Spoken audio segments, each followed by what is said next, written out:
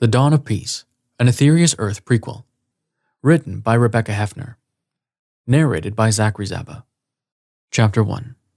6 years after the awakening.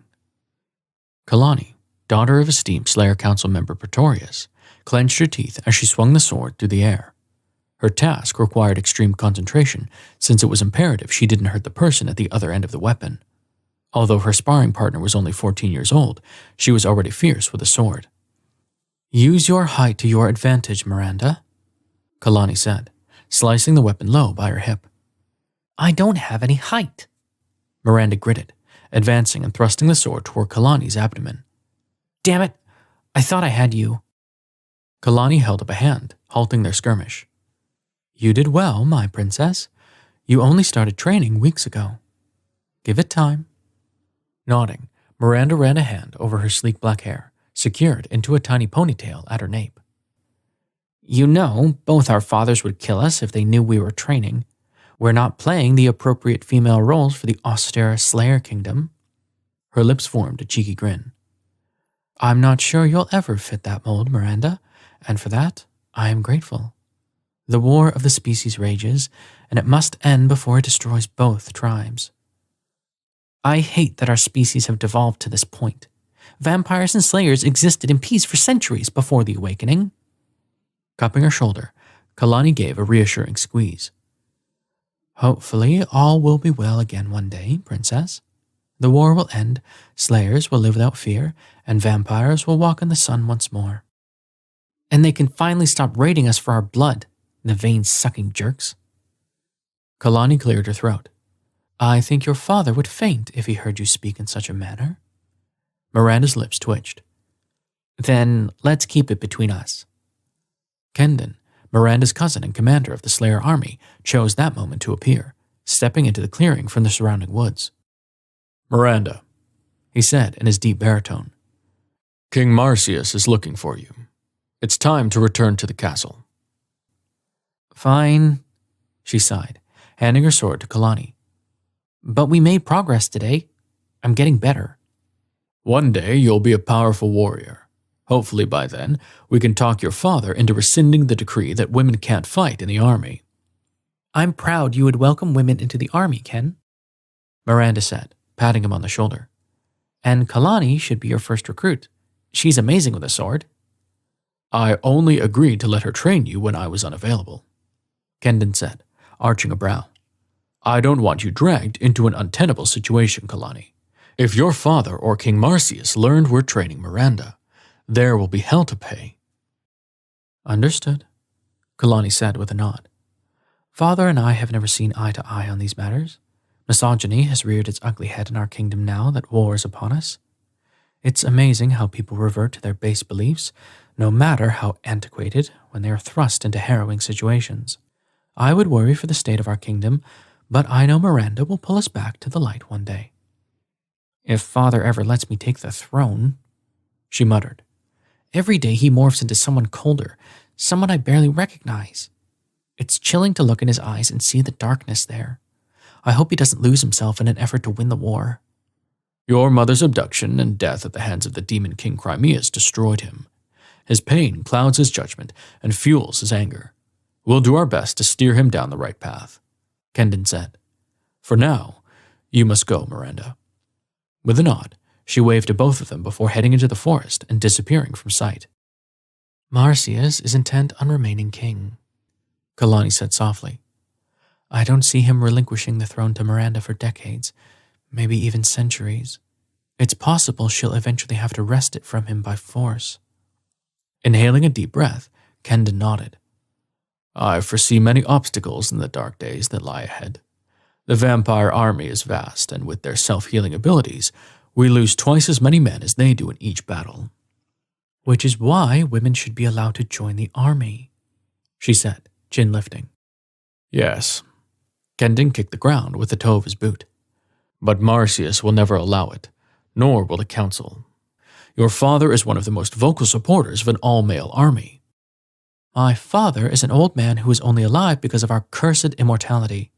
I swear, the goddess should have bestowed us with finite lives for people like him." Kendon's features softened. I'm sorry your relationship with him is so strained. I miss my family terribly since they were killed in the awakening, and have no idea what it's like not to love those most closely related to you by blood. Pondering, Kilani pursed her lips. Seconds passed by before she said, You just learn to live without love. Some things are more important. He flashed a compassionate smile beneath his straight nose and mop of brown hair. You will find great love one day. Of that I have no doubt. Okay, she said, waving her hand. Go home to Letitia. I don't have time for frivolous discussions. Letitia and I ended things, he said, lifting a shoulder. I'm just too busy with the troops and the war. I hope she finds someone who can give her what I can't. I'm sorry to hear that. If we're not careful, my father and King Marcius will try to push us together, as they always do when we're both single. Of course, trying to kiss you would be like kissing my brother, although I do like you a tad more. She grinned and held her thumb and index finger an inch apart. I'll take that as a compliment, I think. He squinted. Speaking of your brother, I hear your father is preparing to take his spot on the council when he retires. He tells Dracor that to appease him, but father will never give up his seat. It should be your seat since you're firstborn. Council members have always been men. Hopefully Miranda will change things when she becomes queen. Having the blood of King Valctor makes her the one true heir. Marcius is just a placeholder. A powerful placeholder, Kendon said. His desire to avenge Queen Rena is vast. Since the prophecy states that someone with Valctor's blood will kill the demon lord Crimeus, and Miranda is Valctor's only living descendant, I feel he will want her to bear a male heir. Scoffing, she fisted her hands on her hips. Of course, because a female could never kill Crimeus. Rubbish. She gave a pfft and felt her cheeks inflame with anger. You are ahead of your time, Kilani. The kingdom is not ready for you, nor will they be ready when it's Miranda's time to assume power. The transition must be handled with care. I'll offer my help, although father likes to relegate me to social duties. He has no idea you trained me to fight. Kendon's eyebrows lifted. Honestly, I was floored when you asked me to train you after the awakening, but I see the value in teaching those who want to learn. If I have that foresight, I trust others can acquire it too. We'll see, she muttered, rubbing her arm. In the meantime, I should get going. Father is hosting a fundraiser dinner for Marcius, so he can dazzle the aristocrats into funneling more money into the war. The fight against the vampires is costly, especially now since we have to line the compound walls with armed soldiers to protect us from the raids. That it is. I assume you organized the fete? She nodded. It's my duty to organize all social functionings since Mother died. I hate it with a passion, but it's easier to comply than fight with Father. Her eyes narrowed. I don't remember getting an RSVP from you. I have a night training. Lucky you. Sighing, she ran her hand through the blonde hair that fell slightly past her shoulders. Well then, let me get to it. I'd much rather meet you at the sparring field under the moon. It will happen one day, Kilani, he said with an encouraging squeeze of her shoulder. Let's win the war, and then we can drag the kingdom into modernity. From your lips to the goddess's ears. His eyebrow arched. We renounced the goddess when she withdrew her protection from our people. Kilani shrugged. She cursed the vampires to darkness, causing their skin to burn if they ever stepped into the sun. Perhaps she did her best to punish both species equally. Perhaps. On that uplifting little note, I'm off, she said, raising a hand and giving a salute. See ya. Kendon's goodbye followed her through the woods as her boots crunched the fallen leaves and branches. Eventually, she reached the clearing that bordered her father's home and trailed across the long meadow. Once inside, she snuck through the back door, ensuring none of the servants observed her in her black sparring gear. After showering, she pulled the long, flowing red gown from her closet, wrinkling her nose in distaste. God, she hated formal dresses.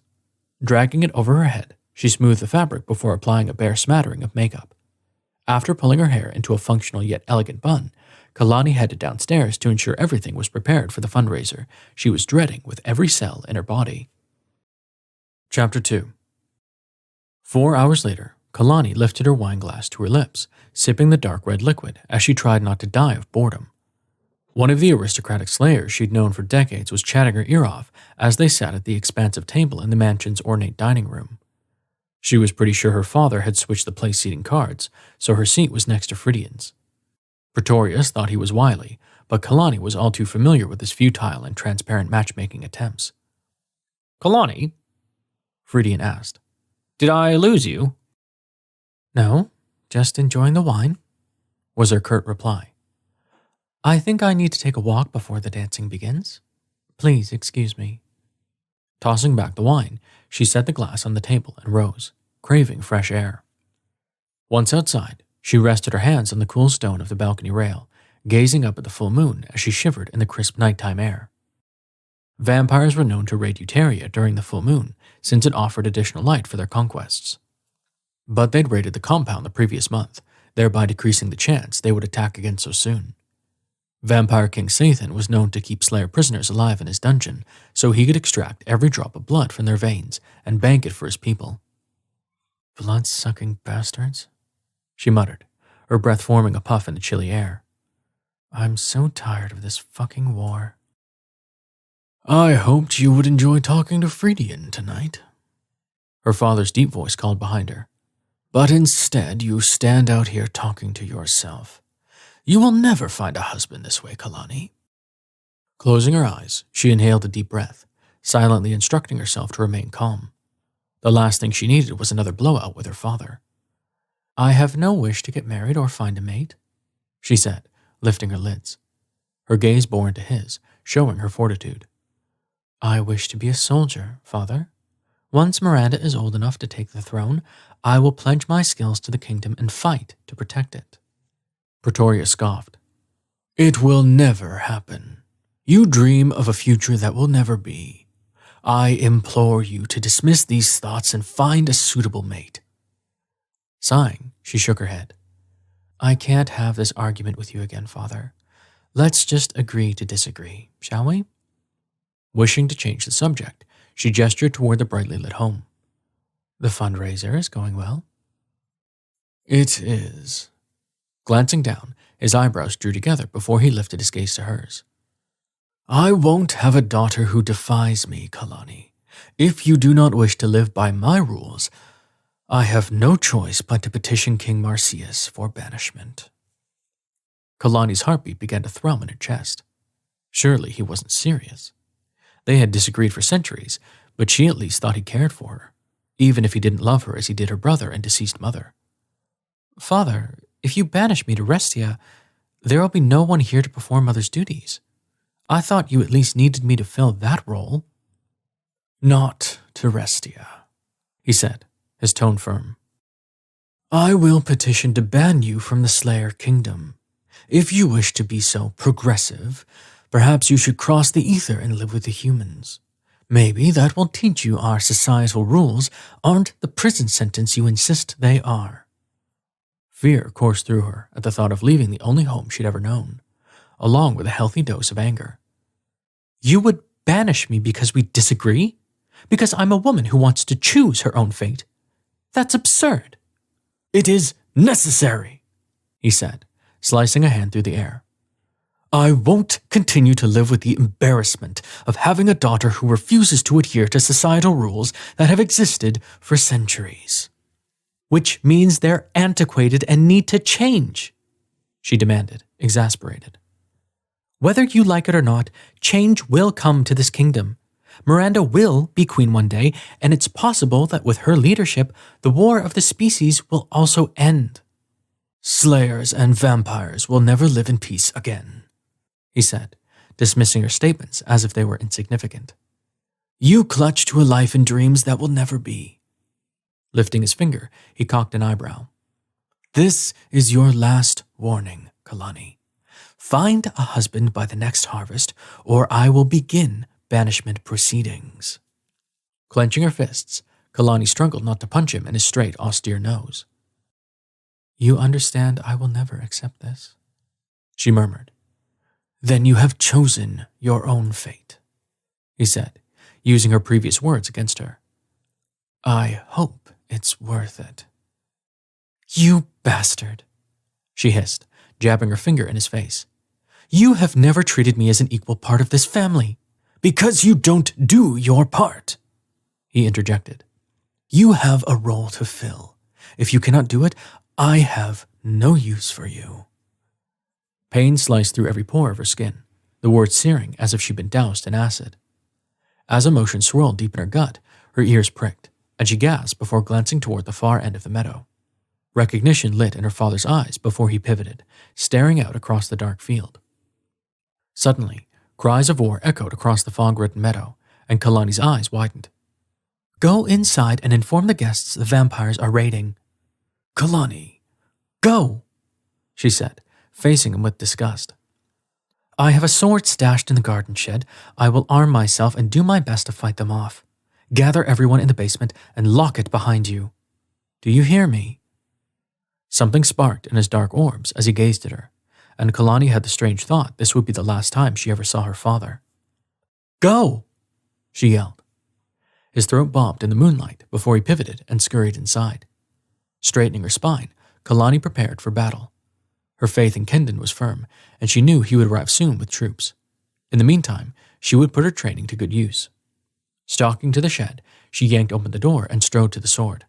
Glancing at the small shearers that hung on the wall, she stuck those in the belt at the waist of her flowing dress, and then she marched outside, sword in hand, ready to fight the vampires. Chapter 3. Alrec, son of vampire soldier Zachary, crested the hill that overlooked the massive Slayer mansion. Lights burned brightly inside as Slayer aristocrats held a fundraiser to finance the War of the Species. The troops are ready to advance, sir. Tekel's deep baritone droned beside him. He was an excellent warrior, and Alrec was thankful to have him as his first in command. Good, Alrec said, scanning the open field and the mansion beyond. I'm frustrated we're here again so soon, but King Marcius' suicide decree leaves us no choice. The stubborn ruler had commanded any Slayer who was abducted to end his life rather than survive in the dungeon and become food for vampires. 10 of the Slayer men abducted in the last raid had somehow secured a toothpick, most likely carelessly tossed on the floor by one of the vampire dungeon guards, and they'd used it to fulfill King Marcius' decree. Sighing, Alrec ran a hand over his face. So much death in the endless war the vampires fought with the Slayers. How long could they go on like this? Alrec, Tekel asked.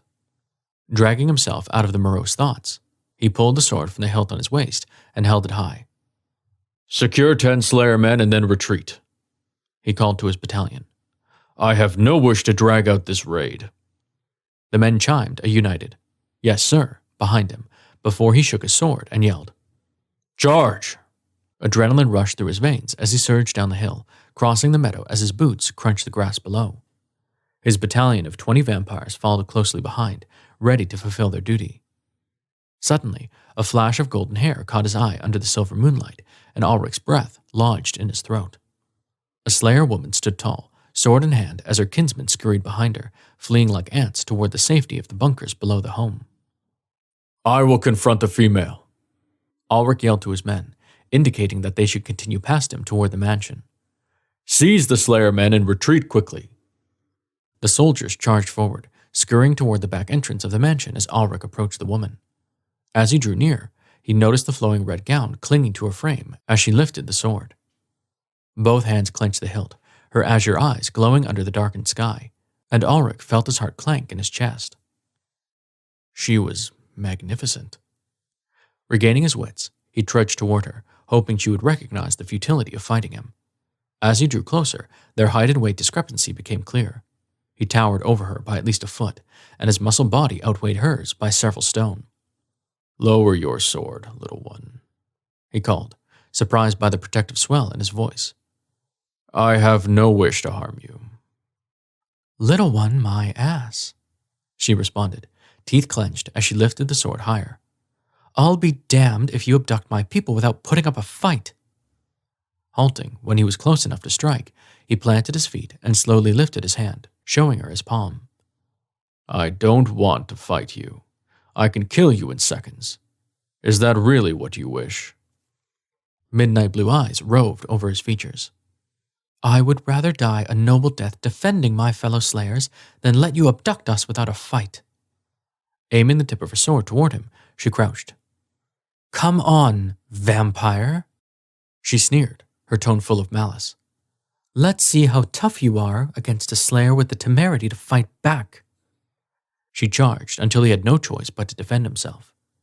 The steel of their blades crashed together, the clanking sound ominous against the cries and shrills of war in the background.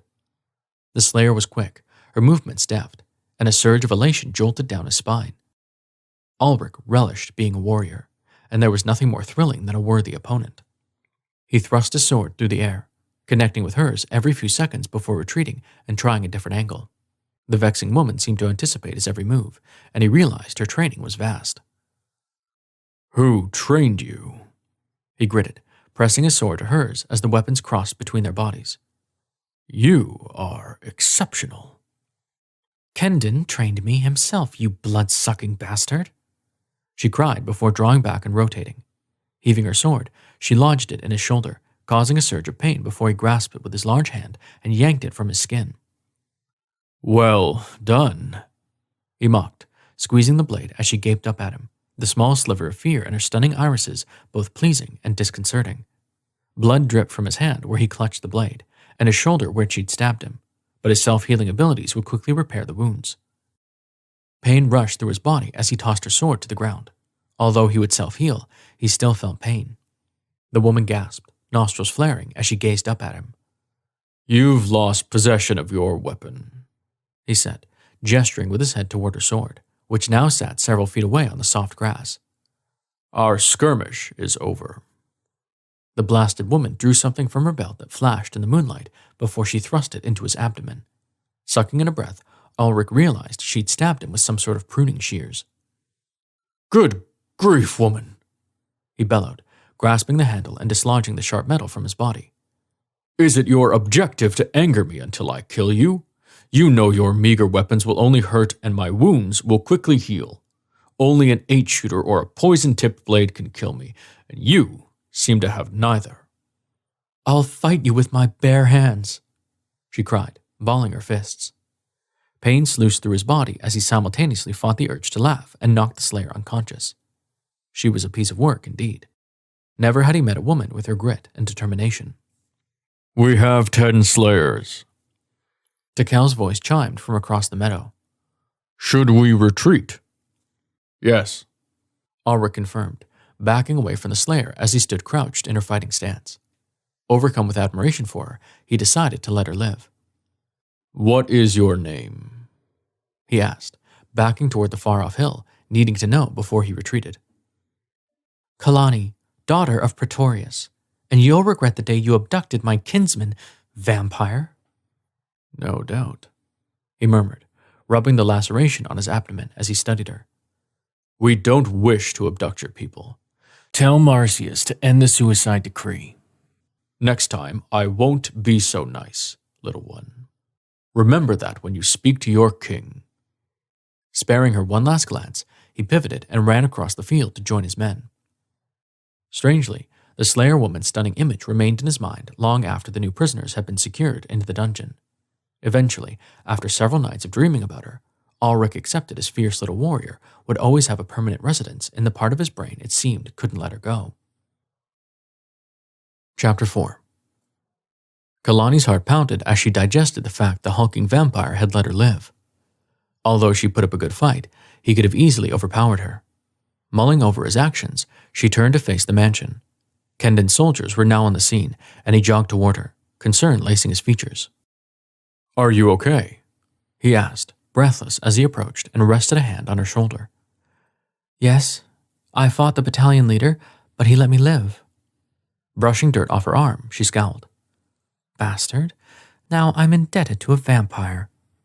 Glancing toward the house, Kilani observed the chaos as soldiers scrambled and slayers cried over the men who'd been abducted. It's never going to end, is it? She asked softly.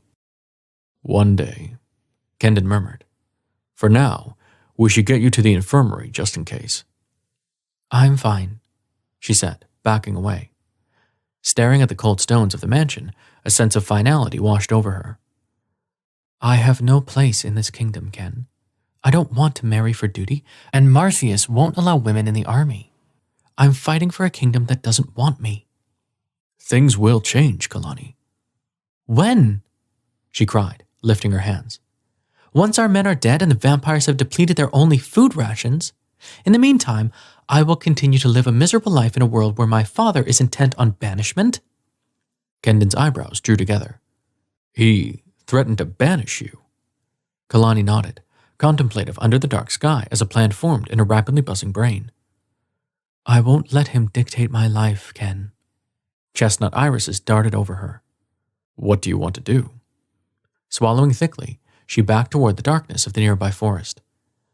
Tell them I was killed by the vampires, trying to defend our people. Kilani, he said, a soft plea in his voice as she inched toward the woods. You don't have to do this. I'm making a choice, perhaps the only one I have left. Sighing, Kendon rubbed his forehead. I can't let you. Tell Miranda I said goodbye, she said, her voice raspy with emotion. She has the power to save us all. She will always have my support. Kendon's expression was soulful and sad under the twinkling stars. There is an abandoned cabin on the outskirts of the Portal of Mythos, near the foothills of the Strock Mountains. It's secluded, and I doubt anyone will find you unless they know to look. I used to go hunting nearby with my father before he was slain at the Awakening. Who built it? She asked, curious as she edged deeper into the woods. I don't know. It was there long before we hunted, but has been abandoned for decades, maybe even centuries. It sits near a lake where fish are abundant. Thank you. Barely able to speak since her throat was so tight, she lifted her hand and waved. Until I see you again, Ken. Thank you for letting me go. Goodbye, Kilani, he said with a small salute. May I see you again when the world is ready for you. With one last glance at his soulful expression, Kilani memorized her friend's features, hoping the image would comfort her in the life of solitude she was embarking upon. And then she turned and ran deep into the woods, past the walls of the compound, to an eternity where she would be alone, but finally able to control her own destiny. Chapter 5. 5 years later. Alrec grunted, slicing his sword through the air as he fought the demon. This particular cluster of demons who lived at the base of the Strock Mountains were vicious, and Alrec's battalion had been tracking them for some time. Not only had they attacked a vampire unit stationed outside Etherya's walls several weeks ago, but they had also raided the Slayer compound of Etherya the previous week. Alrec's battalion had been assigned to track down the bastards and eradicate them before they could cause more harm to vampires or Slayers. After all, Slayers were their food, and they needed to remain alive, and he didn't want any harm to befall his golden-haired Slayer warrior. Yes, somewhere along the way, through sweat-soaked dreams and hazy visions, she'd become his Slayer. Alrec had long since realized the futility of trying to rid her from his mind. She lived there rent-free, and most likely always would. It was quite a cluster since vampires and Slayers were locked in a war neither side was able to win, and romantic love between species was forbidden. Different species couldn't bear children, and Etherya decreed the species remain separate eons ago. Not to mention Alrec's desire for the Slayer he hadn't seen in 5 long years was unwanted. He'd prayed to the goddess countless times to rid the woman from his mind, but Alrec was also practical. Erasing the image of her gorgeous face was a futile endeavor, and he was a man who didn't waste time. So, he carried on, eventually becoming used to the woman's stunning features inhabiting every crevice of his brain. The demon landed a powerful blow to his side, dragging Alrec back to the battle. Thrusting his sword high, he fought the demon, edging him closer to the riverbank as the vampire battalion fought behind him. Their shouts and cries of war grew softer as Alrec advanced, hoping his men were aware of his location. Suddenly, the demon tossed his sword to the ground and pulled a weapon from his belt. Gasping, Alrec realized it was a mini 8-shooter. The weapon had been developed by the powerful Slayer commander Kendon and was one of the few devices capable of killing self-healing vampires. If fired, it would simultaneously deploy 8 bullets into a vampire's 8-chambered heart, killing him on contact. You don't want to do this, Alrec said, holding up his hands as he clutched the sword tight in one fist. Searching his surroundings, he looked for high ground where he could retreat and regroup. I am the battalion leader, and my men won't show mercy if you kill me. I don't care, Vampyre, the demon spat. You are all expendable to us. Thinking quickly, Alrec decided he would run toward the river and dive in. The current was strong, and he would probably be carried several miles, but he was a competent survivalist and would be able to navigate back home to Etherya eventually. Frustration curled in his gut that he saw no angle to strike the demon, but Alrec liked living and was smart enough to know his sword and strength were no match for a direct blow from an 8-shooter. Inhaling a deep breath, he filled his lungs with oxygen and sprinted toward the river. The demon gasped, turning and firing at the same moment Alrec dove into the cold, rushing water.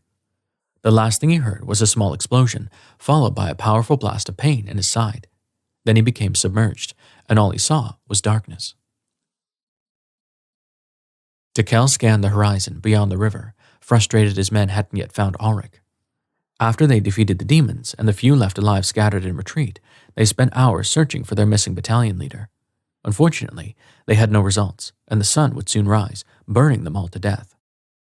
Tekel, a deep voice chimed as a firm hand cupped his shoulder. We have to head back to camp. We can send a battalion to search for Alrec tomorrow night. We won't rest until we find him. Sighing, Tekel nodded. You're right, Draylock.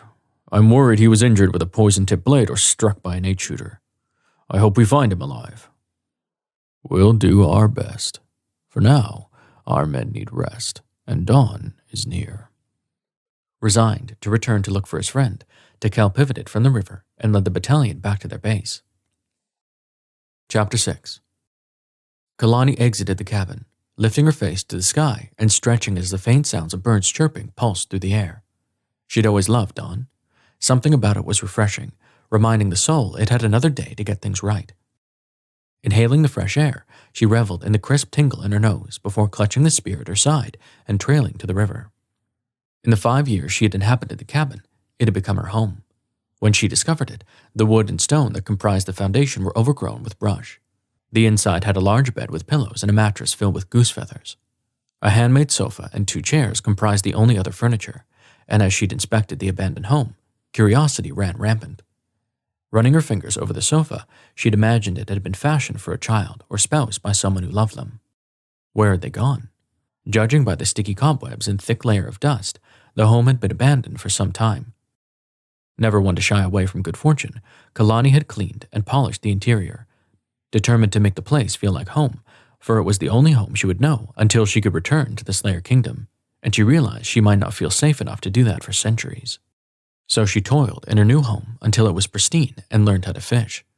After constructing a fishing pole from a tree branch and some twine she'd found in the closet, she realized waiting patiently for fish to bite the bait wasn't her forte. Patience had never been her strong suit after all. Instead, she fashioned a spear from a stronger branch and taught herself to spearfish. After some practice, she became quite good at it, and now lived on a diet of fish and vegetables she grew in the garden. Some days, she would long for the rich food she'd become accustomed to as a Slayer aristocrat before she remembered food came with a hefty side of misogyny and repression. Upon those cheery thoughts, she would scowl and chew the damn fish, savoring every bite. It was a solitary life, although she wasn't lonely. Kilani had been lonelier stuck in a life where she had no choice. Here, on her small patch of Etherya's earth, she could grow into someone stronger. Someone who could possibly return to the Slayer Kingdom sometime in the future when Miranda had fulfilled the prophecy and saved them all. Hell, Kilani muttered to herself as she traipsed toward the river. You might be patient after all. Maybe living in the woods has worked miracles. Approaching the riverbank, she noticed the clouds turned from gray to yellow and knew the sun would rise soon. The fish were always plentiful at dawn, and she gazed into the murky water, ready to catch her breakfast. Something flashed out of the corner of her eye, and Kilani held her gasp, not wanting to make a sound if danger was near. Gripping her spear, she inched towards the sparkle in the distance. Approaching, a soft cry exited her lips as the image became clear. The sparkling object was a metal button on a weaponry belt, and it was attached to a very large, very injured vampire. Blood trickled from 8 small wounds on the side of his chest, and he was immobile except for the slight pulsing of the vein in his neck. Leaning down, Kilani jutted the blunt tip of the spear against his shoulder, confirming he was unconscious. Grasping his stubbled chin, she turned his face, already knowing he was a vampire because of his huge frame, but wanting to confirm he had fangs to satisfy her assumption.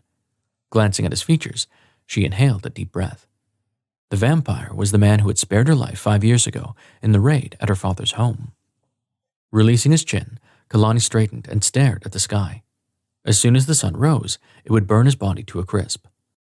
Clenching her jaw, she knew what she had to do. Although she hated vampires, she also had an inherent sense of honor, and this man had spared her life once before.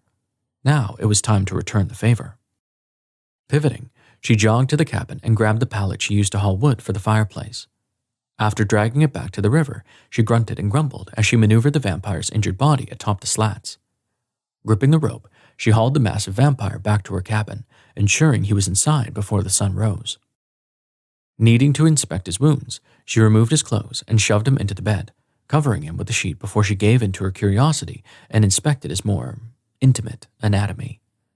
After securing his wrists and ankles to each bedpost with her strongest ropes, she stood at the foot of the bed and gazed upon his unconscious frame, wondering how in the hell she'd ended up with a half-dead vampire in her bed. Chapter 7. Alrec climbed toward consciousness, pain pulsing at the side of his chest.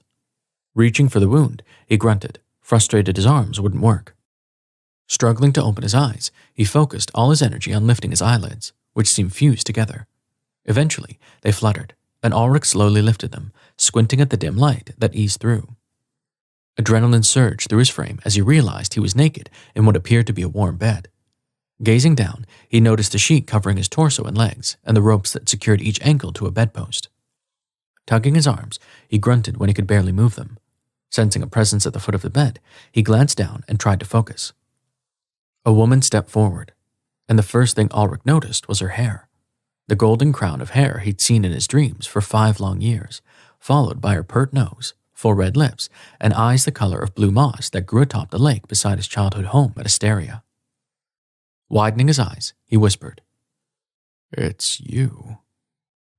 She arched one of those golden eyebrows, her expression sardonic as she gazed at him above her crossed arms.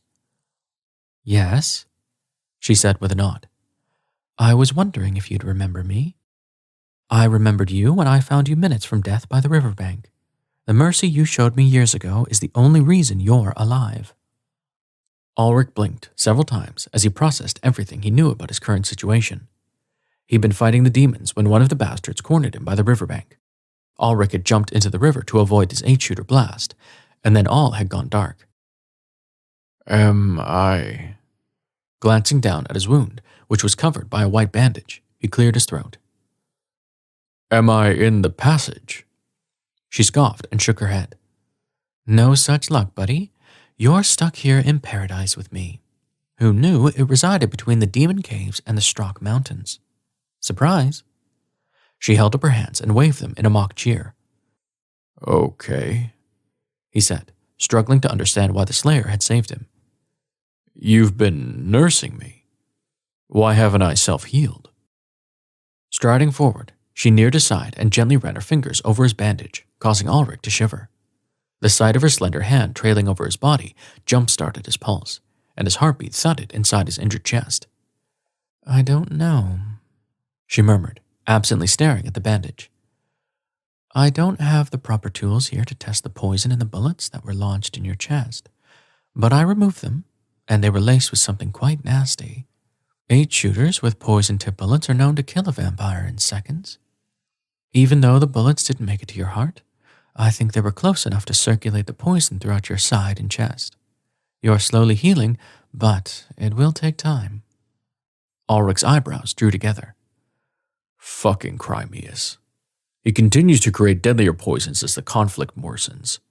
It makes him formidable, which is the last thing we need. She smirked. "Since you're already in a deadly war with the Slayers." "Yes," he muttered, annoyance growing with each minute he remained restrained. "Fighting the Demon King and the Slayers requires extensive time and effort. This is why I was here with my battalion. We were surveying the demon outpost to gather intel.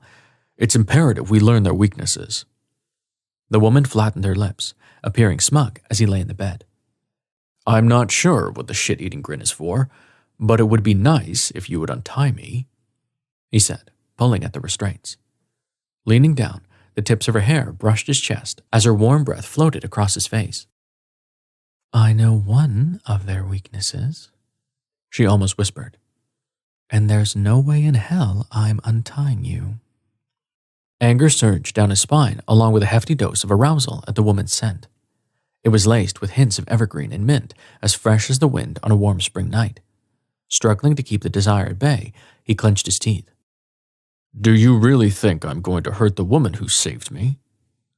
She glanced at the ceiling, pondering. Finally, she shrugged and straightened. Debatable. Gazing down, her eyes focused on the rather large tenting of the sheet at the juncture of his thighs.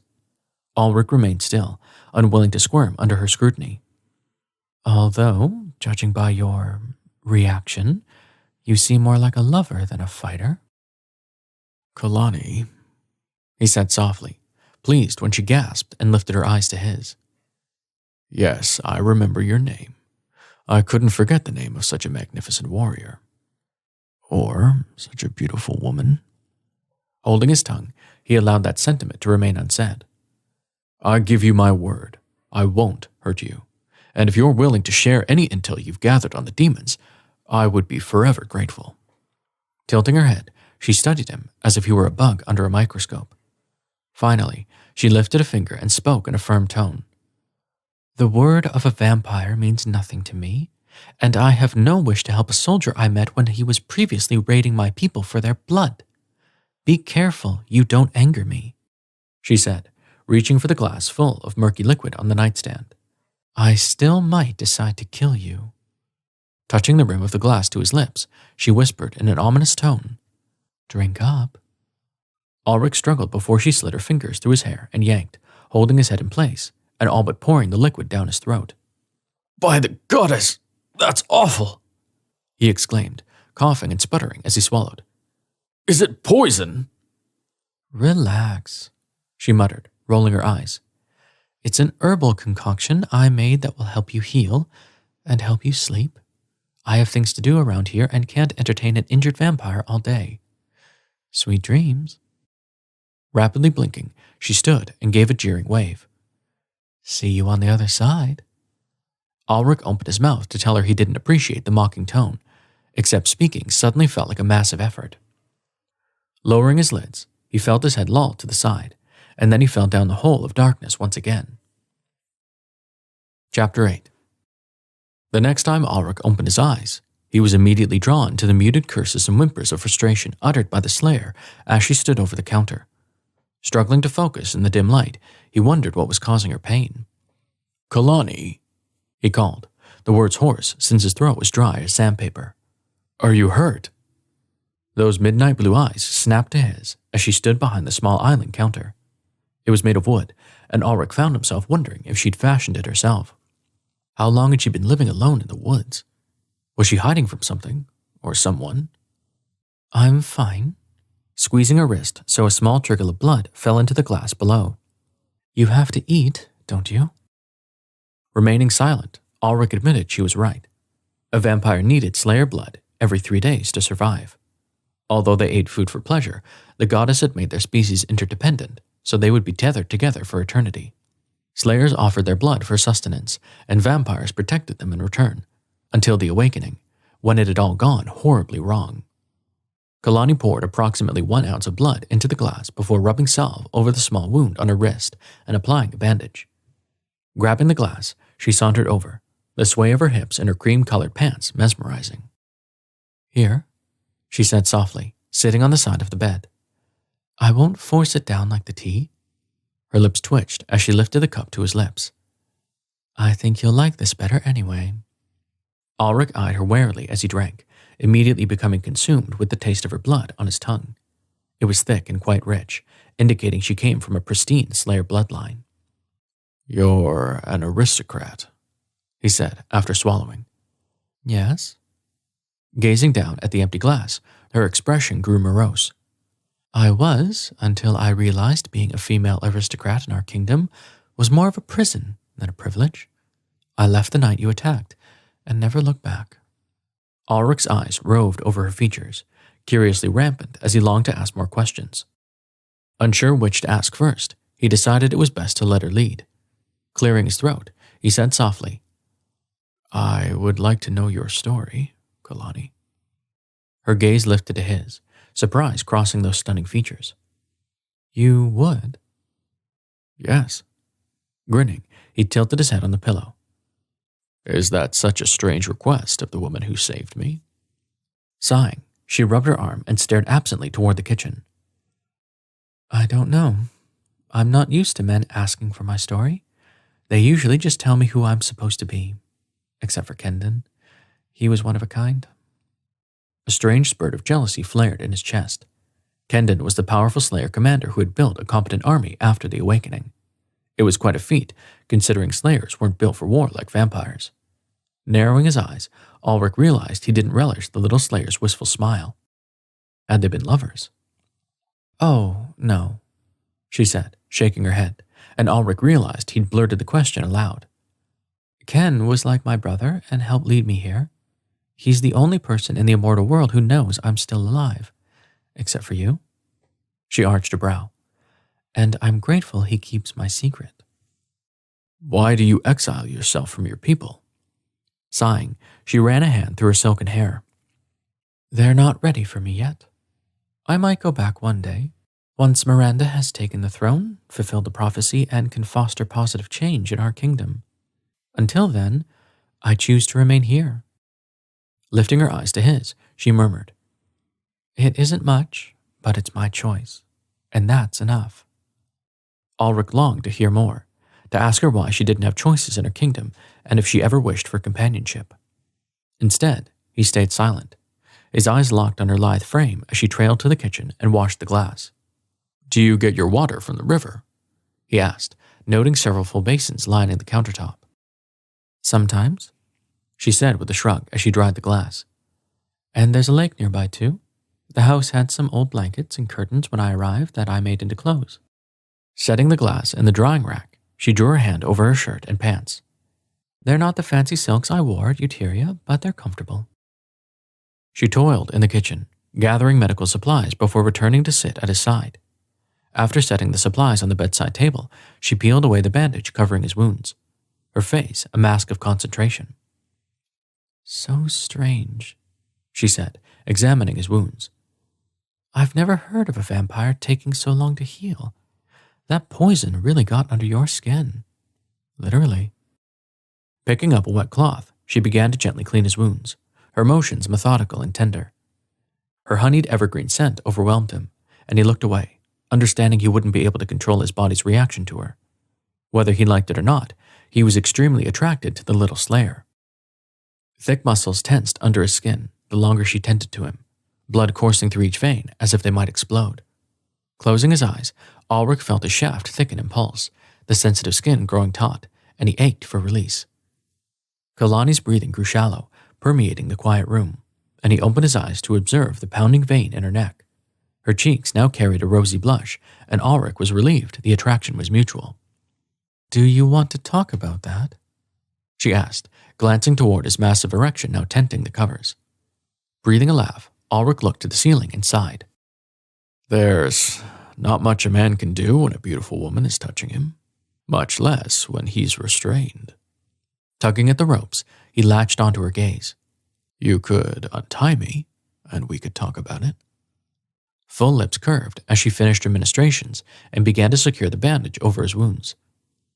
Good try, but I've been celibate for a long time. Not sure I'm ready to dive back into that rat's nest, especially with a vampire whose name I don't know. Surely that's blasphemous for a Slayer female, no? Her eyes glowed with amusement. Alrec, was his soft reply as he noted her shiver at the deep tone of his voice. My name is Alrec. There is one objection you can remove from your list. Alrec, she said, gently patting the bandage to ensure it was secure. A warrior's name. He nodded against the pillow. I'm not an aristocrat like you. My father was a soldier, and his father before him. Both were killed in the awakening, along with the rest of my family. Compassion swamped her features. And you survived? I was a new recruit and had been stationed at Valeria to receive the barrels from the blood banking. The assignment saved my life, but took everyone I loved. Now, I aspire to be the best soldier I can to avenge them. Sadness entered her eyes. So you hate slayers as much as I hate vampires? So much hatred. The words trailed off as she glanced away and smoothed a hand over her hair. We have so much vitriol to overcome. I worry we're doomed. I don't hate you, Kilani, he said, his tone soothing. And perhaps that's a good start. I don't have it in me to hate the slayer who saved my life. Glancing at him out of the corner of her eye, she pursed her lips. Well, I hate you. You saved my life and indebted me to a vampire. I'll never forgive you. Mirth sparkled in her eyes as she stood, indicating her teasing. But honor won't allow me to let you die, so we're stuck with each other, at least until you're well.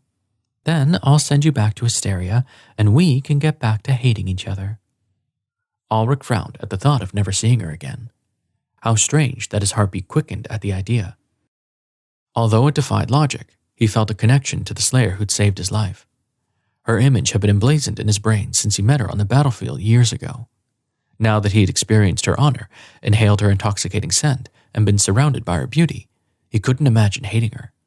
But by the goddess, he could imagine loving her, and stroking her golden bronze skin as she writhed in pleasure and moaned his name. The musings made zero sense, but they persisted nonetheless. Unable to process them, he leaned his temple on his bicep, staring into her eyes in the hopes she would see his genuineness. I have no desire to hate you, Kilani. Perhaps we'll even become friends. It would be a positive step toward realigning the species. Scoffing, she rolled her eyes and trailed back toward the kitchen. Friends, she muttered, washing her hands in one of the basins. As if I would ever be friends with a vampire. Alrec was disheartened by her words until she glanced over her shoulder and flashed a slight grin. Elation welled in his chest, and he vowed to earn her friendship in the days ahead. It wouldn't come easily, but somehow Alrec had never looked forward to anything more in his life. Chapter 9. Alrec awoke to the distinct feel of something sharp pricking his neck. His eyes roved south, trying to determine the threat level. Kilani stood hunched over the bed, pressing a knife to his skin as she assessed him. If this is your idea of foreplay, I think I misjudged you, Kilani. She shot him a droll look. Funny. Here's the deal. I'm going to untie you and let you get dressed. I washed your clothes and they're laid out on the bed. Glancing down, Alrec observed the black pants and shirt, thankful the woman was finally going to let him dress. Focusing back on her, he took note of her black clothing, which looked more tactical than the light linen she'd been wearing before. Maybe she'd fashioned them out of curtains too. The woman was resilient, if nothing else. Once you're dressed, you're going to slip on these restraints. Holding up a cinched rope with 2 arm loops, she shook it. Keep your hands behind your back, and then we're going to go walking. You need to increase your circulation if you're going to heal, and it's dark, so you won't burn to death. The restraints aren't necessary, he said, a slight plea in his voice. I won't hurt you, Kilani. She cocked an eyebrow. Considering I met you on a battlefield when you were attacking my people, I'm a bit wary. Come on. The sooner you get dressed and bind yourself, the sooner we can walk. It's a clear night, and I'm craving fresh air. Let's go. Standing, she tossed the rope so it landed on his clothes. Stuffing the knife in her belt, she untied his wrists and ankles before stepping back and crossing her arms over her pert breasts.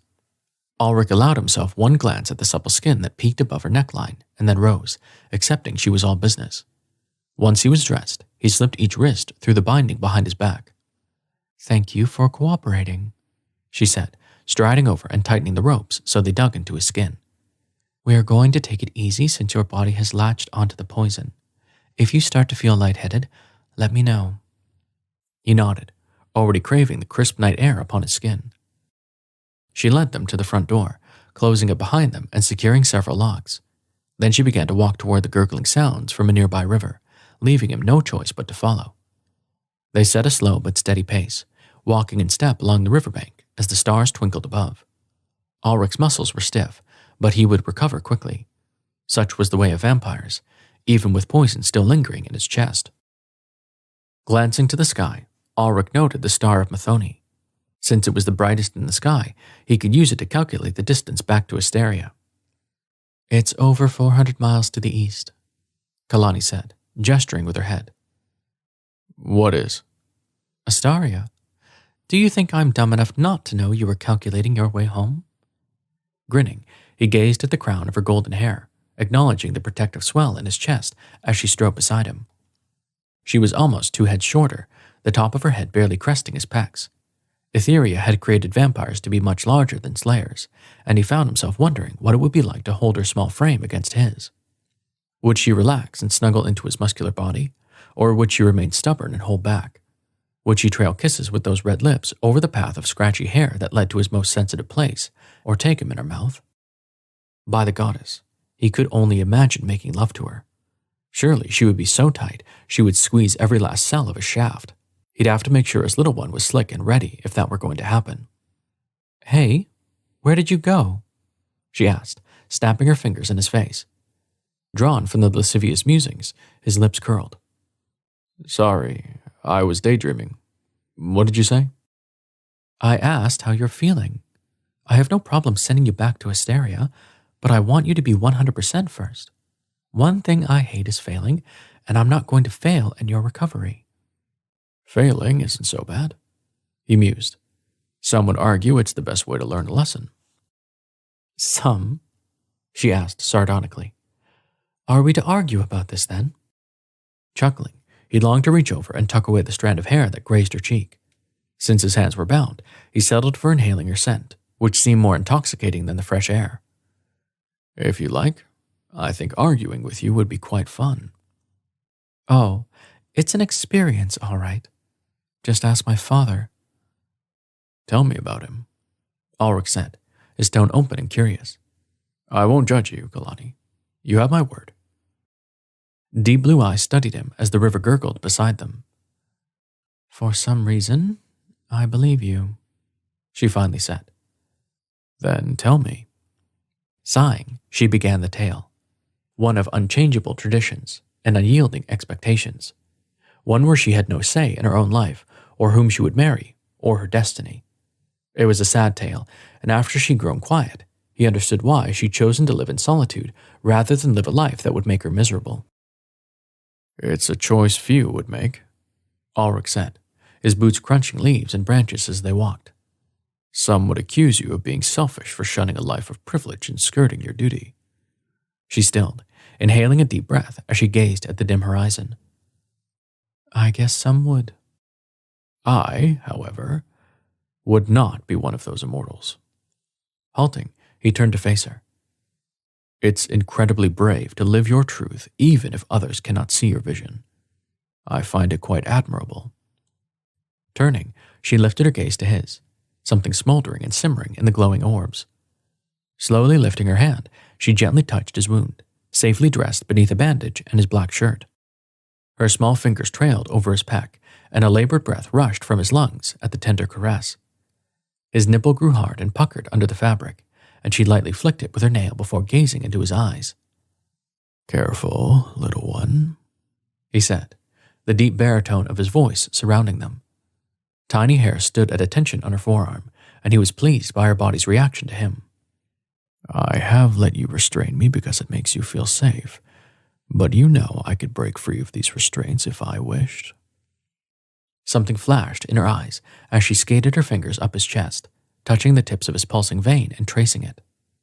"Is that a threat or a promise?" she whispered.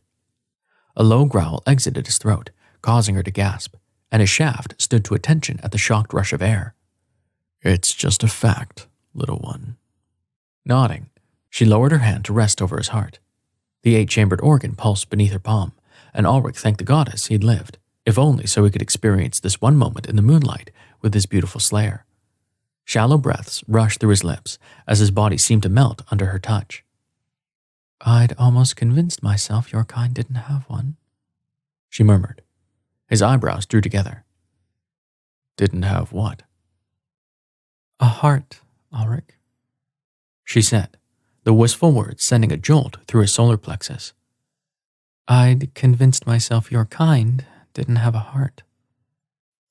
Standing underneath a canopy of trees beside the gently rushing river, Alrec allowed her to absorb his heartbeats, longing for the day her lips would replace her hand atop the rapidly beating organ. Chapter 10. Kilani continued to nurse Alrec, pleased he was healing more each day. As his body grew stronger, she knew it was futile to keep him restrained to the bed. He was a massive warrior, and even with his injuries, he could snap her in two without a thought. The fact he let her keep him restrained comforted her, and Kilani had so rarely been comforted. There wasn't much room for that when you were born into a family that put duty before love. As Kilani continued to care for Alrec, she became quite surprised by his sense of humor. He would often tease her that she'd missed a spot after she changed his bandage, or chide her for being so serious. Kilani would just roll her eyes and dismiss his playful jabs, although they brought her great pleasure deep within. She'd never had an easy friendship with a man. Hell, she'd rarely had an uneasy one, and she found it rather refreshing. Although it annoyed her that she enjoyed his company so much, she couldn't deny it made her happy. The word had been foreign to her for so long, but the injured, chiding vampire had accomplished that task. "Aren't you tired of sleeping on the couch?" he asked, dragging her from her thoughts as she smoothed the tape over his clean bandage. "I'm healed enough to sleep there. You'd have to untie me, though." He arched a brow, and Kilani felt her cheeks warm at his heated gaze. "My dear vampire," she said, resting her hand over his chest and blinking rapidly. "You should know by now you can't outsmart me. I thought you too sharp to try and outsmart a superior opponent." Scoffing, he scrunched his features. "Perhaps I let you believe that so you'll keep putting your hands on me. It feels rather nice." Kilani drew her hand away, as if it were on fire, and scowled at his resulting chuckle. "I'd rather stick my hand into a rattlesnake's belly." Deep brown eyes assessed her, complete with the knowing smirk she found extremely sexy, and she struggled not to squirm under his gaze. Finally, he opened those broad lips and asked, "Are the men of the Slayer Kingdom completely daft? If I had the opportunity to court you and win your hand, I would try until my last breath." A laugh bounded from her chest. "Wow, cheesy much?" Standing, she strode to the kitchen to rinse the cloth and drain some blood for his dinner. "And I'm a lot to take," she said, placing a glass on the island and slicing her inner forearm with a small knife, before allowing the blood to fall. "I don't think Slayer men knew what to do with me. Slayer aristocrats, anyway." "Would you consider marrying a soldier or laborer?" "Sure," she said, squeezing her arm to help the blood drain. "But my father would have a conniption. That was a no-go as long as I lived in the kingdom." "I've always found it so strange aristocrats look down on soldiers and laborers. We're the ones who protect them, allowing them to live their fancy lives." "Hey, not all aristocrats feel that way." Holding a cloth to the cut, she allowed the blood to clot before wrapping it and securing the bandage. "I couldn't care less what station a man holds as long as he lets me fight. The awakening, well, it awakened something in me, for lack of a better term." Clutching the glass, she padded over and sat on the edge of the bed. "I no longer wanted to wait for my life to begin. I wanted to seize the day and fight." Lifting the glass, she studied the blood in the light of the nearby candle as her lips formed a humorless smile. "Female soldiers hold no value in my kingdom, so I can't see myself finding a mate there. Until things change, at least." Extending the glass, she shuffled on the bed and lifted it to his lips. "Dinner time." "Wait," he commanded softly, causing her to still. "You are a magnificent woman, Kilani. It was the first thought I had when I saw you poised to kill me in a meadow all those years ago." Her eyebrows lifted. "You may be the only one who thinks so." "Then I'm glad you never found a mate. It would be a shame for you to be tethered to a man who didn't understand your worth." Left unspoken between them was the obvious sentiment that he understood her worth, and the almost tangible energy that always seemed to sizzle between them when they slipped into these more serious discussions. Uncomfortable, she touched the glass to his lips. "Come on, I can't have you waste away before I kick you out. Drink." His lips surrounded the rim of the glass, and her throat grew dry as they moved on the crystal as he drank. The motions were erotic, spurring images of him fastening those full lips to her breast and closing them around her nipple. Would he gaze into her eyes as he was now, while he worked his lips over her sensitive flesh? Overcome by the vision, she tilted the glass, forcing him to finish so she could return to the kitchen. The heat of his body seemed to envelop her, and she suddenly felt the urge to run. "Thank you," he murmured when she lowered the glass. "Your blood is the finest I've ever had, but I wish you didn't have to harm yourself to feed me." "Oh, it's fine," she said, breathless, as she stood and ran a hand through her hair. "I'm tough and have handled worse. Believe me." She began to wash the glass, cognizant of his gaze as he stayed mute in the bed. Frazzled, she set the glass on the cloth to dry and glanced around the kitchen, desperate for another activity so she could shift the focus. "There is a way you could feed me, and it won't hurt."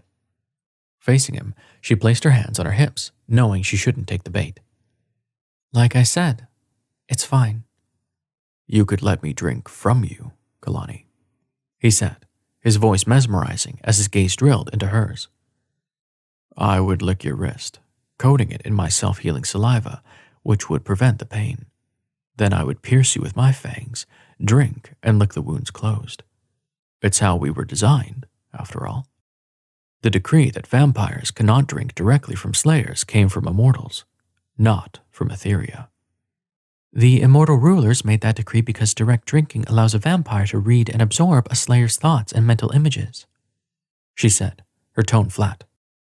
"And if you think I'm going to let you read my mind, you've definitely lost yours." His soft laugh flittered through the room. "I won't say getting you to divulge the secret you know about the demon weakness hadn't crossed my mind, but I assure you, there's nothing nefarious about my proposal." "Nothing nefarious," she repeated, her tone droll. "I'm the one who's restrained here, little one." He tugged at the ropes. "You have the upper hand." "And I'd like to keep it that way, thank you very much."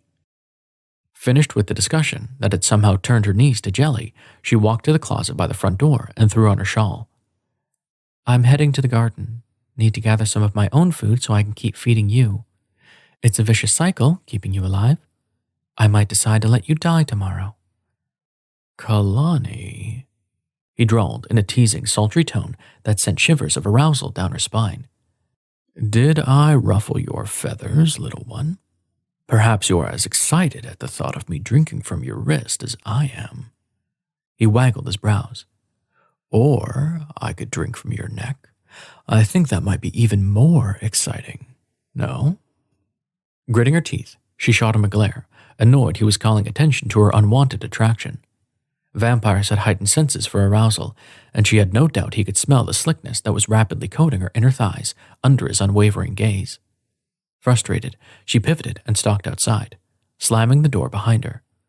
Unfortunately, the sound of his desire-laden chuckle followed her to the garden and lingered as she toiled under the bright sun. Chapter 11. Kilani fell into a pattern with Alrec as the wounds on his chest healed quicker each day. After a week, the red welts had all but disappeared, and she found herself melancholy at the fact he would soon leave and return to Etherya. "You know, I'm starting to dig the bondage thing you have going on here," Alrec said, his tone sardonic as she sat beside him, dragging a wet cloth over his chest. "But we both know I'm healed, Kilani." Tugging on the ropes, he flashed a grin, his fangs gently pushing into his lower lip. Her ministration ceased as she studied the black hairs on his chest, darker than the thick brown hair atop his head. "I guess you're right, and you've been nothing but gracious on our nightly walks. I would even venture to say we're becoming friends." She mimicked gagging, causing Alrec to chuckle. "It's a tough pill to swallow, being friends with a vampire. The world has gone mad." Rising, she trailed to the kitchen to wash the cloth before spreading it over the rim of the sink to dry. "I am honored to be your friend," he murmured, causing her heart to slam at his genuine tone. Placing her hands on the sink, Kilani stared out the small window, acknowledging how much she cherished this time of day. Dusk had become the linchpin of her existence, when she would untie Alrec, bind his hands behind his back, and they would take their nightly walks by the river. In the days that had passed, they had discussed their histories and told each other their stories. She'd learned that he had never been in love, although several vampire women had certainly tried to catch his affection. He spoke of them fondly, but he took his vow to protect his people seriously, and that had always taken precedence. Although he was now alone upon Etherya's earth, as was she, he wasn't lonely. Instead, he revered his family for dying noble deaths in the awakening and strove to be a great warrior. It was admirable, and Kilani was perplexed at how easily he'd wormed his way into her stubborn heart and earned her respect. "What's that smile for?" he asked softly from the bed. Sighing, she padded over and studied him, rubbing her arms as she debated. "It's time for our walk? I'm contemplating not binding your hands tonight. Is that a mistake?" Laughing, he shook his head. "I'll be a perfect gentleman. You have my word." Gnawing her lip, she acknowledged unbinding him would put them on even ground. No longer would she have the upper hand, nor could they pretend she was in control. Whether they voiced the obvious or not, it was evident Alrec could overpower her and instantly kill her if he wished. "I'm trusting you," she whispered, reaching to untie his wrists. Solemn brown eyes stared deep into hers. "Thank you, little one." Kilani swallowed, annoyed as the image of him whispering the endearment in her ear as he loomed above her in the large bed flashed through her mind. Making quick work of his binds, she busied herself in the kitchen while he dressed, only sneaking the occasional glance at his magnificent ass. After all, she was a red-blooded slayer and hadn't been so attracted to a man in centuries. The fact that he was a vampire should have alarmed her, but since it didn't, she just allowed herself to enjoy the view. They headed outside and began to trek along the river. Alrec asked her basic questions, and she did so in return, and the conversation flowed as it always did between them. As they strolled, curiosity welled until she could no longer contain it. "It's hard for me to believe you've never been in love. Don't you want to bond and have a family one day?" His eyebrows lifted as he grinned. "Have we finally gotten to the point where we discuss our dreams and fears? That seems quite personal for two mortal enemies, no?" "Forget it," she said, rolling her eyes. "I was just wondering." "I'm teasing you, Kilani." His warm fingers ran over her forearm before he slid his palm over hers and laced their fingers. "You are quite serious for a slayer. I thought you were supposed to be the carefree species." "We were, until the world fell apart," she muttered, unable to stop herself from squeezing his fingers, noting how perfect they felt laced with hers. "It changed my perspective, and now I can't even remember what carefree means." His gentle laughter washed over her, spurring a reflexive grin. "Why are you laughing?" "I was just thinking that perhaps I should remind you what it means to be carefree," he said, the silken tone of his voice causing tiny bumps to rise on her forearms. "I can think of several activities we could try." "I'm sure you can," she said, arching a sardonic brow. "But let's get back to the question. Are you trying to avoid my grilling?" His footsteps halted, and he gently tugged her hand, turning her to face him. Stepping closer, he lifted his free hand and tenderly grazed her jaw. Cupping it, he ran his thumb over her cheek, the caress mesmerizing, as he spoke softly in the moonlight. "I always felt I would fall in love with someone both fierce and tender. As a warrior, I need a partner who can understand my calling to protect my people and balance that with affection. Vampires don't allow females in the army, so I've never met a woman who possesses both." His words trailed off as his thumb inched towards her lips, gently brushing them as she stood frozen, mesmerized, enchanted. "Don't say it," she whispered. His full lips curved. "Don't say until you?" Shaking his head, he leaned closer. "I would never. It's incredibly lame, and I can't chance dousing your attraction to me. Your glances at my ass as I dress are the only thing keeping me going." Kilani's mouth fell open, and she swatted his chest. "I don't glance at your ass." Chuckling, he tilted his head. "Warriors are supposed to be better liars, Kilani. We'll have to work on that." His hand slid to her jaw again, and she bit her lip, knowing she was busted. Placing her hand over his heart, she noted the strong beats pulsing in tandem with her own as arousal swirled between them. "We can't," she whispered. "Why not?" was his silken response, his handsome features laced with mischief and desire. Because we're different species. The logistics are the same. Trust me. And how do you know? How many slayers have you slept with? Breathing a laugh, he shook his head. None, but I'm willing to break the streak. Expelling a breath, she tightened her fingers on his chest as acceptance coursed through her pulsing frame. Hell, she hadn't truly experienced joy in so long. Giving herself to this vampire, to this man who'd spared her life years ago, was reckless and impulsive, and perhaps it was exactly what she needed. After all, what was the point in living a life you chose if you never felt any bliss? If you never allowed yourself one moment of pleasure or gratification? I see your wheels turning, little one, he chimed, gently tapping her forehead. I don't make this decision lightly either. Never in a million years would I have imagined I'd be consumed with a slayer. But here we are, and it seems foolish to squander the opportunity. Consumed with me, huh? She teased, her eyes darting between his. Perhaps you're only placating me because I saved your life. Releasing her hand, he slid his palm across her lower back, pulling her close until there was nothing between them but desire. Splaying his fingers, he gently cupped her ass, molding his body to hers before lowering his head and grazing her nose with his. I was consumed with you the moment I saw you planted in a field with fire in your eyes and a weapon clutched in your hand, ready to defend your people. I never forgot you, Kilani. This is insane, she breathed against his lips. We're supposed to hate each other. For one night, let's forget what we're supposed to do and just feel. Can you do that for me, little one? Something sticky and stifling coursed through her veins, and she struggled to dissect it until she realized it was fear. All she'd known for years was her solitary life in the woods. If she gave herself to this man, would she suddenly begin to crave more? Living without affection and companionship when you couldn't experience them was one thing. Living without them after you'd immersed yourself in them was daunting, perhaps even dangerous. I can't allow myself the luxury of craving something I can never have. Resting his forehead against hers, he stared deep into her eyes. Then you'll have to find a way to have everything you desire. Even as her brain told her she was making a mistake, she slid her arms around his neck and lifted to her toes.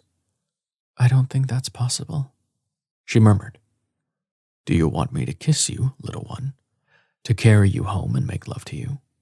He brushed a tender kiss across her lips. All you have to do is ask.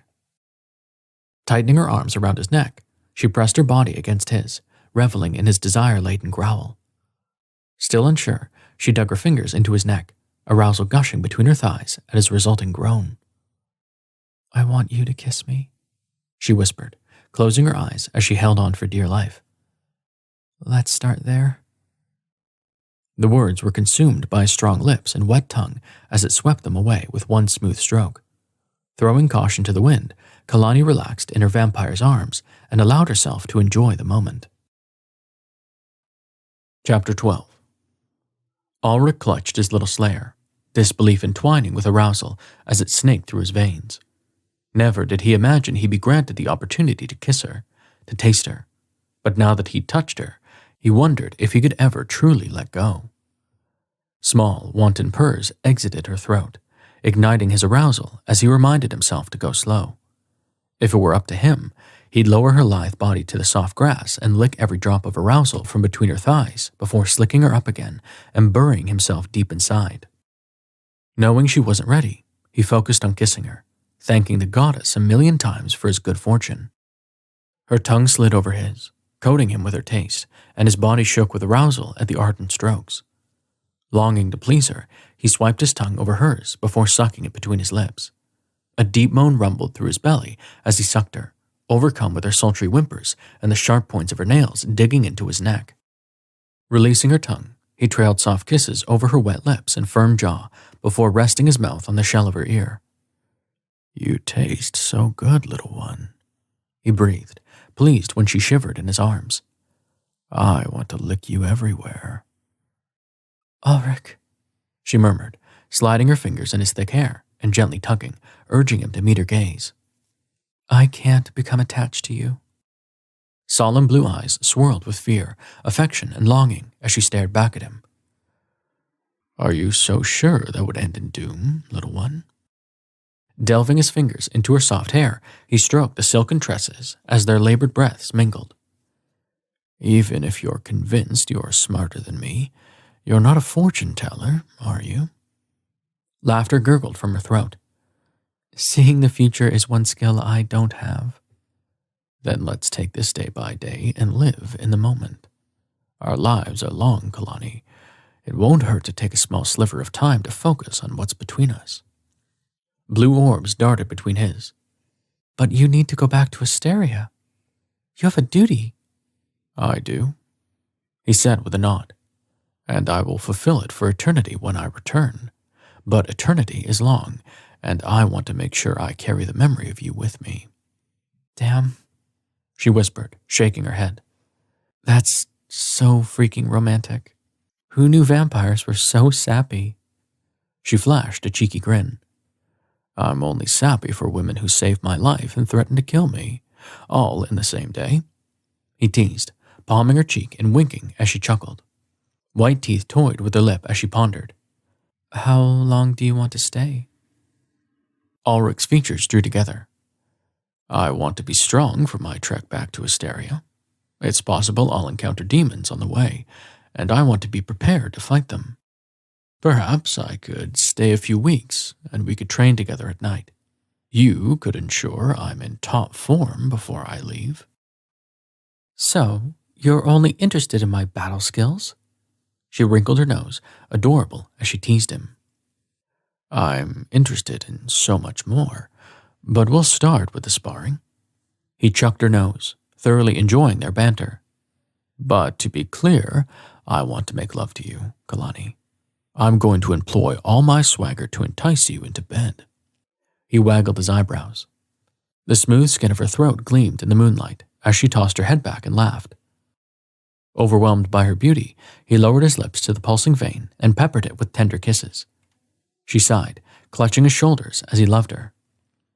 And if you'll let me, I'll drink from you while I'm inside you, Kilani. The words crackled with lust and affection as he drew the soft skin between his lips and gently sucked. Her knees buckled, and he held her tight, pulling her skin back and forth between his lips as she writhed against him. Oh, God. Yes, sweetheart, he murmured, licking the spot, now red and tender from his ministrations. All you have to do is ask. A low, sexy groan rumbled in her chest, and she lifted her lids to latch onto his gaze. I'll think about it. In the meantime, I like the idea of sparring with you. I want you to be ready to defend yourself, and I might like the idea of kicking your ass every night. Alrec scoffed and nipped her nose. I never knew delusion was sexy until now. She swatted him as he chuckled. But yes, it's smart to retrain my body before I leave, and I can't wait to have you flat on your back with a spear to your throat so I can force you to tell me the demon intel. Never going to happen, she said, drawing back and gripping his hand. You live in La La Land, my friend, but I'll allow it.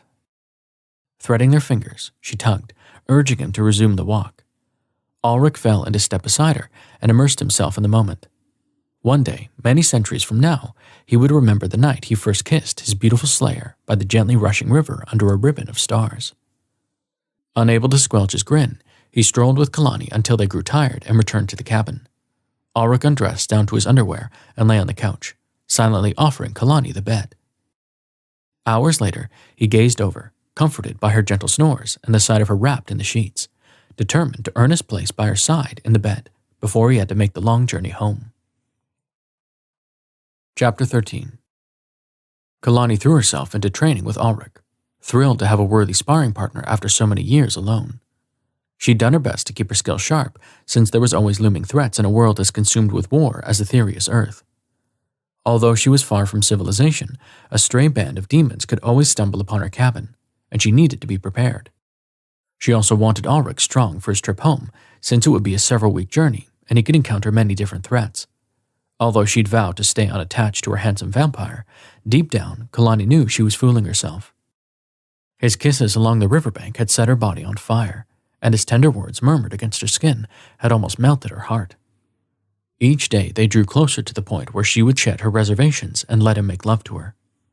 Kilani already knew this was a foregone conclusion, but she appreciated the respectful way he kept his distance, showcasing his honor. His respect for her was almost as attractive as those sexy fangs and luscious ass. Almost. A few nights after their first kiss, Kilani stood firm on the soft grass, a spear clutched in each hand as she gritted her teeth. Alrec faced her, breath rushing from his lungs as he held his own spear. Kilani had fashioned them for fishing, but they were also perfect for sparring with a hulking vampire. Opening her lips, Kilani emitted a grunt before rushing toward her opponent, their spears held high in the air. Alrec anticipated her move, blocking her weapons with his own before rotating and swiping at her shins. Reading his movements, Kilani jumped, avoiding the weapon and backing away. Alrec advanced and lunged, and they began a series of deft blows, the wooden spears clanking in the warm night air as their skirmish raged on.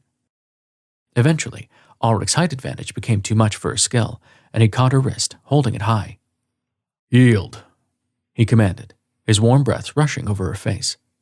"I have the advantage."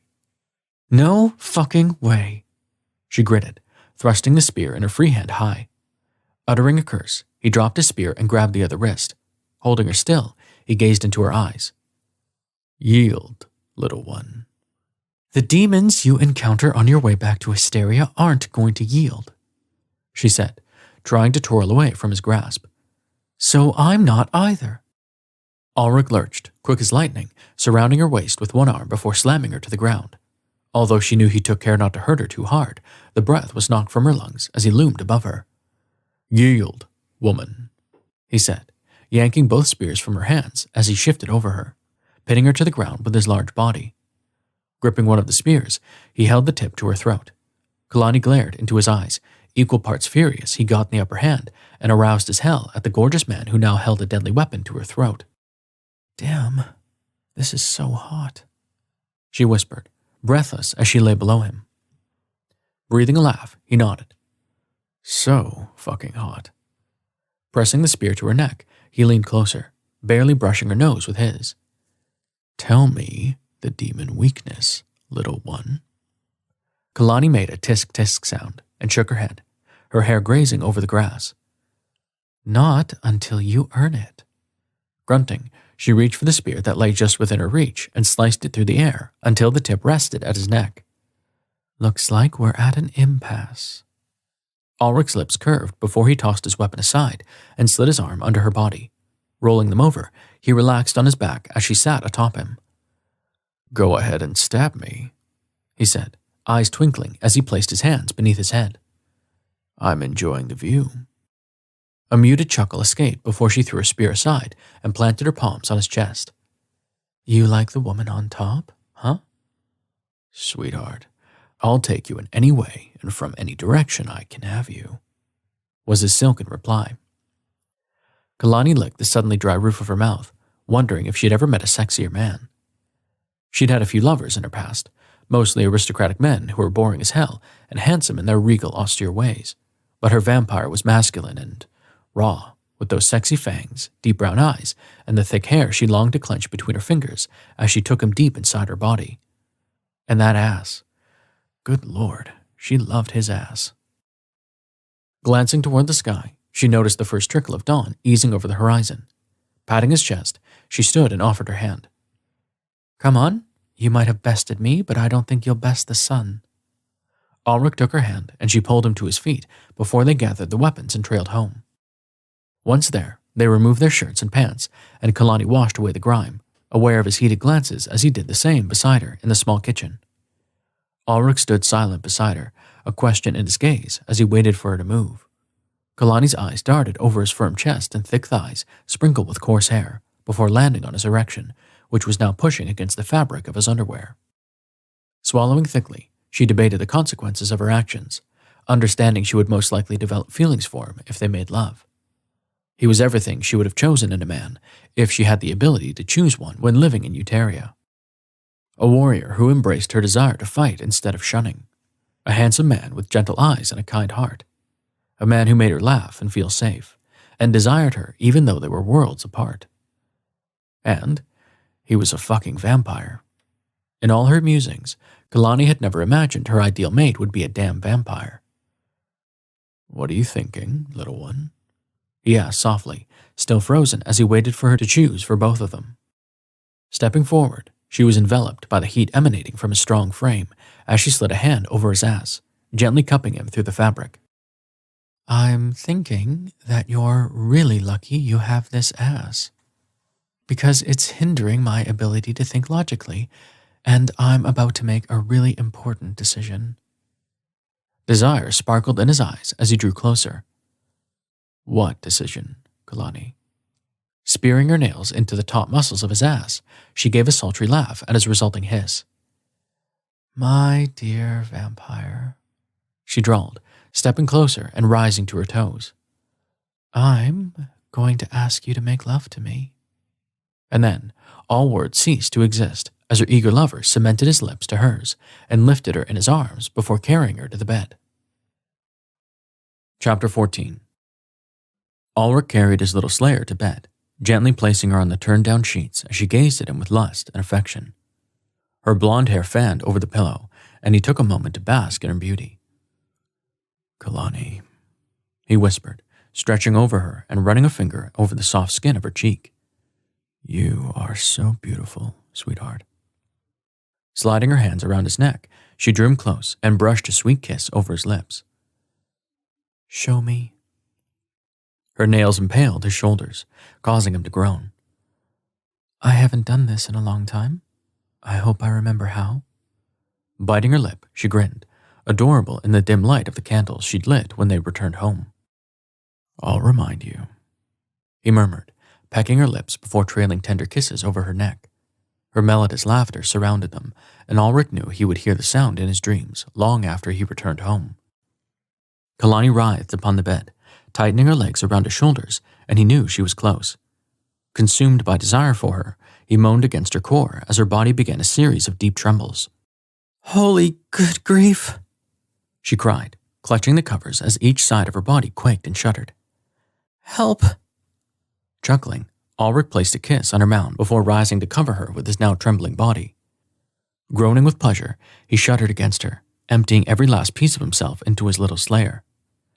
Unable to focus on breathing or moving or anything that required energy, he snuggled into her, hoping like hell he wasn't crushing her. Kilani wriggled against him, their bodies entwined as the sweat from their exertion coated their sated frames. Sighing, she ran her hand over the welts on his shoulders. "I think I drew blood," she murmured softly, rubbing the marks that would soon self-heal. "Sorry." Breathing a laugh, Alrec ran the tip of his nose along her neck, inhaling her fragrant scent. "Don't mind. You can pierce me any time, Kilani." Gliding her arms around his shoulders, she clutched him close, sliding a silken thigh over his. Alrec was wrapped in her like the most precious present, and he never wanted to let go. Kissing her temple, he asked, "Do you need me to move?" She shook her head, snuggling deeper into their embrace. "Feels good. I just want to lie here with you inside me for a while. Is that okay?"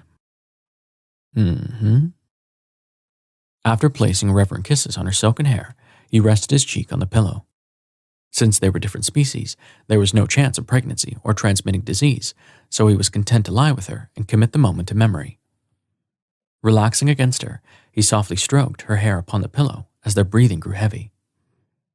"It's a vestigial third eye," she murmured against his chest. "Hmm?" "The demon weakness. They have a vestigial third eye between their eyebrows that never evolved. It's a vulnerable spot that allows them to be killed instantly if struck." Alrec swallowed the emotion in his throat, understanding the admission was more than just intel on an enemy species. It was proof she trusted him, that she saw him as her equal, perhaps even as her partner in a world where they both were quite alone. "Thank you," he whispered, kissing her forehead.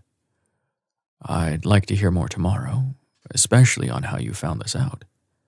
Do you hang out with demons I'm not aware of?" Chuckling, she licked his sweaty chest, causing him to shiver. "No, but I'm pretty observant and have run into a few demons since I left Etherya.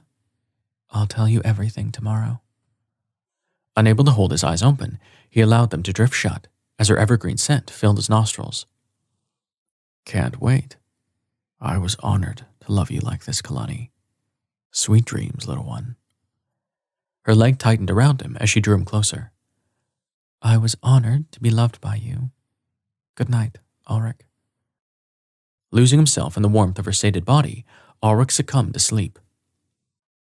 Chapter 15. Kilani slid out of bed several hours later, leaving her sleeping vampire twisted in the sheets as he snored. After cleaning the remnants of their tryst from her thighs, she dressed and headed outside. The afternoon sun was bright, and she smirked at how well she'd acclimated to Alric's schedule.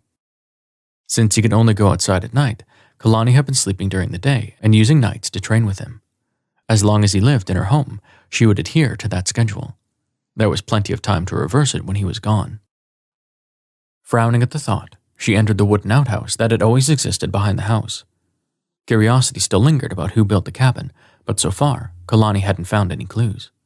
Perhaps it would always remain a mystery. Since her life was rather uneventful, barring the most recent events, she welcomed the small dash of intrigue. After picking some vegetables in the garden, she headed inside to find Alrec in the kitchen, clad in his underwear as he ran a wet cloth over his upper body. "I see you're making use of the poor man's shower situation I have going on here," she teased, setting the vegetables on the counter. "The basins of water are serviceable, but have you ever thought of searching for a well to tap and installing plumbing?" he asked, dipping the cloth in the basin and wringing it before wiping the back of his neck. Shrugging, she began to wash the vegetables. "Someday. After all, I have an eternity to figure out how to rig the plumbing." Brooding eyes assessed her as he finished dragging the cloth over his skin. After laying it flat to dry, he strode over and lifted her hand. "Good evening," he said softly, kissing her knuckles. "I'm used to good morning, but I guess your kind does prefer good evening." "We would prefer to walk in the sun again, but I don't foresee that happening for quite a while. As you noted, there's so much hatred to overcome." Tilting her head, her lips curved into a sad smile. "Perhaps one day things will change and we can help chart a new path. One where slayers and vampires live in peace again." "I hope so. Although the species have remained separate, there could even come a day when they choose to intermarry." Laughter bounded from her throat. "Who knew you were such a dreamer? I can't ever see that happening." "Stranger things have happened in our world, Kilani," he murmured, winking before releasing her hand and trailing over to the couch to dress. "One day, you might eat your words." "If the immortal world ever reaches that level of peace, I will happily admit you were right. For now, I'll continue to live in reality. Let me wash these and eat some dinner before the sun goes down, and then we can spar." Grinning at his optimism, Kilani got to work preparing the food. 2 hours later, they strolled to the riverbank to spar under the full moon. "How did you learn about the vestigial third eye?" Alrec asked when they took a break. "Thankfully, my cabin has remained off the radar for demons, but when I first moved here, I ventured quite far to survey the land. I came across a cluster of demons and listened to their conversation." Dragging the spear over the ground absently, she mimicked the demon's voice, low and gravelly. "Make sure the vampire bastards don't pierce you between the eyes. You'll die instantly." Shrugging, she tilted her head. "It was good intel. Perhaps there's a weapon the vampires or slayers can create to take advantage." "No doubt," Alrec said with a nod. "I'll make sure to pass along the intel to Commander Latimus when I return home.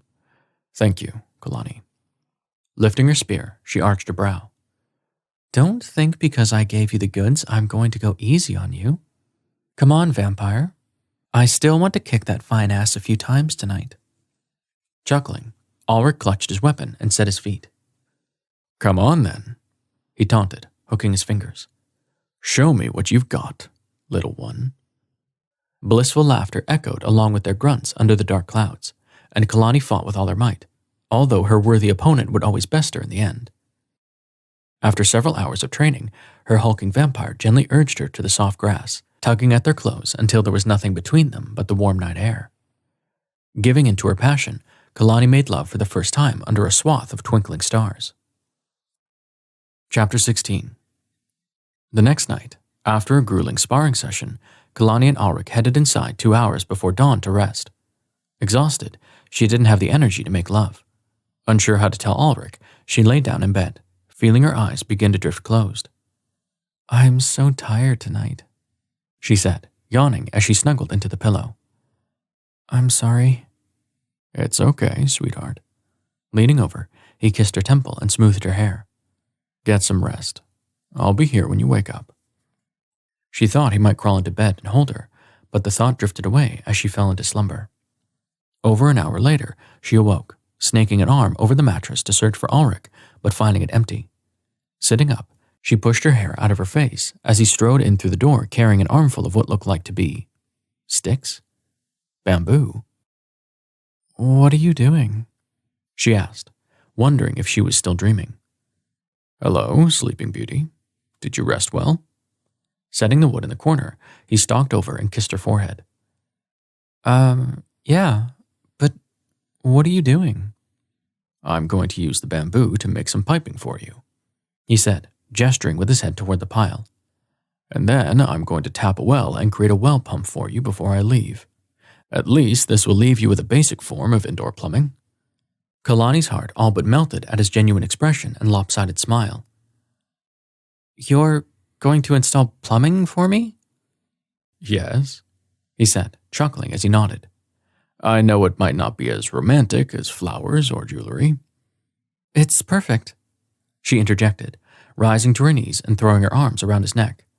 Plopping an ardent kiss on his face, she sighed. "My hero. I'll take plumbing over jewelry any day. Thank you." "You're welcome." Pecking her lips, he grinned.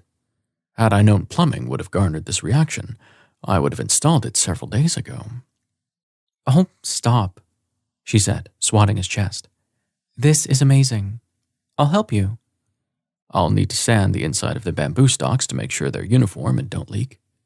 I think I can find some makeshift things around the house to use to construct a pump. It's not going to be the most efficient, since the pump will be manual, but it'll do." "Let's get to it then," she said, excited to upgrade her home. "Come on." Once dressed, she all but tore apart the cabin, looking for items they could use in the construction. There were many serviceable things, including some wire, cloths, old nails, and spikes. Remembering the rubber trees that grew along the riverbank, Kilani sprinted outside to gather some of the broad leaves, realizing they could use them as stoppers for the pump. They toiled for hours, falling into conversation as they worked, and Alrec asked her about the previous owners. "I have no idea," she said, carving a slit at the end of one of the bamboo stalks so she could attach it to another and bind them. "Kendon found the shed when he used to hunt and fish with his father before the awakening. Whoever built it must have wanted to hide from the world too." "I've heard rumors of other immortal species that exist beside the vampires, slayers, and demons," Alrec said, smoothing one of the stalks with the sander he'd fashioned from a slab of tree bark. "Do you think it's possible?" "Anything is possible," she said with a shrug. "I mean, humans exist beyond the ether and have some pretty crazy stories that have outlived their mortal bodies. Everyone is convinced they'll remain separate from us for eternity, but I have my doubts." "Do you have a soft spot for humans, then?" "No," she said, wrinkling her nose. "They're still heathens, but we can learn a lot from their failures in wars, and their successes and triumphs. My brother always believed we would adopt their technology one day." "Perhaps, but that day seems far away in an immortal world that clings to tradition." "Truth," she muttered, snapping the bamboo pieces together. They tinkered for another hour until they trailed outside to use the remaining hours of the night to spar. Once inside, they fell into bed and loved each other slowly and tenderly. Kilani opened herself to him, thanking him with her body and soulful moans as he rained kisses upon her heated skin. Chapter 17. Alrec continued to construct the plumbing system for Kilani, wondering when her excited smiles and heartfelt words of thanks had become the entire zenith of his existence. Every time she would gaze at him with those wide blue eyes, sparkling with gratitude, Alrec's heart would click further into place. It was as if the organ had never fully functioned until he met his stunning slayer. He dug a well behind the home, and using the bamboo pipes they'd molded, he managed to create a makeshift plumbing system for her over the next week. At night, they continued to spar, and Alrec knew he was pushing off the inevitable. He was fully healed, and it was time for him to return home. Although he was entranced by the woman who'd saved his life, Alrec had a duty, and he felt a calling to fulfill it. Such was the way when your people were at war, and even though he longed to stay with Kilani, honor and purpose ran deep. After another long night of toiling with the plumbing system, Alrec placed the final touches on the manual pump, testing it out before declaring Kilani should give it a try. Under the light of the moon, she pumped the mechanism by the well, emitting a joyful cry when it worked, and water gushed through the newly laid pipes to the house. Rushing inside, she turned the knob of the bamboo faucet he'd constructed over the basin. Water trickled into the sink, and she covered her mouth, exhilaration sparkling in her eyes as she jumped up and down. "We did it!" she cried before lowering her hands and shrugging. "Well, you really did it, but I helped where I could. I have running water. Never thought I'd see the day." Taken by her genuine delight, he slid his palm over hers and squeezed. "I'm so thrilled it makes you happy," he said, his voice rough with emotion since he knew it was one of the last times he would gaze into her stunning eyes. "I like making you happy, Kilani." "Alrec," she whispered, stepping closer and palming his cheeks. "You make me so happy. I would choose these weeks with you over an eternity with any other man. Thank you." Sliding his arms around her waist, he drew her close, aligning their bodies as he gazed deep into her eyes. "Can't we figure out a way to make this work? To stay together even though it seems impossible?" Compassion clouded her features as she caressed his jaw. "I don't see a way." "Would you consider coming to Etherya with me?" Her mouth fell open as shock laced her expression. Sadness coursed through him as she slowly shook her head. "You know I can't. Our people are at war, Alrec. I won't live my life under the rule of a species that hunts and drains my people for blood." "We only abduct men, not women or children, and it's only because your blasted king is intent on extending the war. It's because of his ludicrous suicide decree we must hunt so often." "I'm no fan of Marcius, but he does what he believes is just. Your people are not innocent, Alrec. How many slayers have been abducted from their families and died in your dungeon?" His eyebrows drew together as his mind raced to find a solution. "I would protect you." Laughter sprang from her throat as she covered his lips with her fingers. "Do you really think I'm the type of woman who will sit at home and wait for a man to protect me?" Arching a brow, her lip curved into a sad smile. "I would hate that life. Plus, we could never bear children together. It's an eternity I would never push you into." Forming a slight pout, he spoke against her fingers. "How can I accept this as the end? I'm not sure of much, little one, but I'm certain of one thing." Resting his forehead against hers, he brushed a kiss on her lips. "I will never care for another woman the way I care for you. Never." Tears glistened in her eyes as her lips wobbled. "Nor I for you. Now, show me. Love me for the last time so I can remember. And then, when dusk arrives tomorrow, you must begin the journey home. You can always hold the memory here too." Placing her palm over his chest, she squeezed. "We'll treasure them together even when we're apart." Overcome with despair at the unfairness of the world, Alrec lowered and lifted her, clutching on for dear life as she wrapped her legs around his waist. Thrusting his fingers in her hair, he crashed their lips together, plunging deep inside, unable to control his desperate need. She moaned, writhing against him as he carried her to bed. And then he tore away their clothes, determined to imprint every single detail so they would never forget. Chapter 18. Kilani clung to Alrec, intent on pushing away her heartache and sadness so she could lose herself in his fervent kisses and warm embrace one last time. Once he dragged off their clothes, he placed her on the bed, crawling over her, the movement slow and protective. Looming above her, he pressed his lips to hers and drew her into a smoldering, desperate kiss. Suddenly, his hands tightened on her hips, and he jolted forward, flipping them so she lay on her back as he loomed above her. "Kilani," he whispered, love blazing in his deep orbs. "I have to tell you." "Don't." she interrupted, tears burning her eyes as she covered his lips with her fingers. If you say it, I won't be able to let you go. Please, Alrec. With a ragged groan, he lowered his face to her neck. Encircling his broad shoulders, she dug her nails into his back and offered the last thing she had to give. Drink from me. His head snapped back, and his worried gaze studied hers. Are you sure? I'll be able to read your thoughts and feelings. I'm sure, she rasped, nodding on the pillow as their bodies vibrated with unsaid emotion. The words are too much, but I need you to know. Groaning her name, he lowered his lips to her neck, licking the soft flesh to coat it with his self-healing saliva and shield her from the pain. Kilani closed her eyes, her fingers clutching his flesh as the tip of his fangs scratched her delicate skin atop her pulsing vein. Bracing, her muscles tensed before he growled, sending jolts of desire through her heated body, and plunged his fangs into her neck. Pleasure, unlike anything she'd ever known, coursed through her frame as blissful laughter leapt from her throat.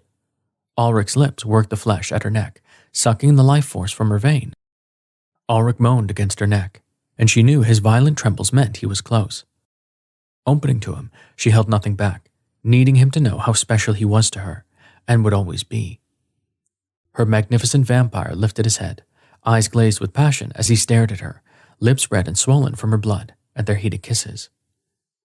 Pressing his forehead to hers, he growled low and deep in his chest, surging his fingers into her hair and latching tightly. Kilani held him, grateful to give him such pleasure, understanding he was everything, her one true mate.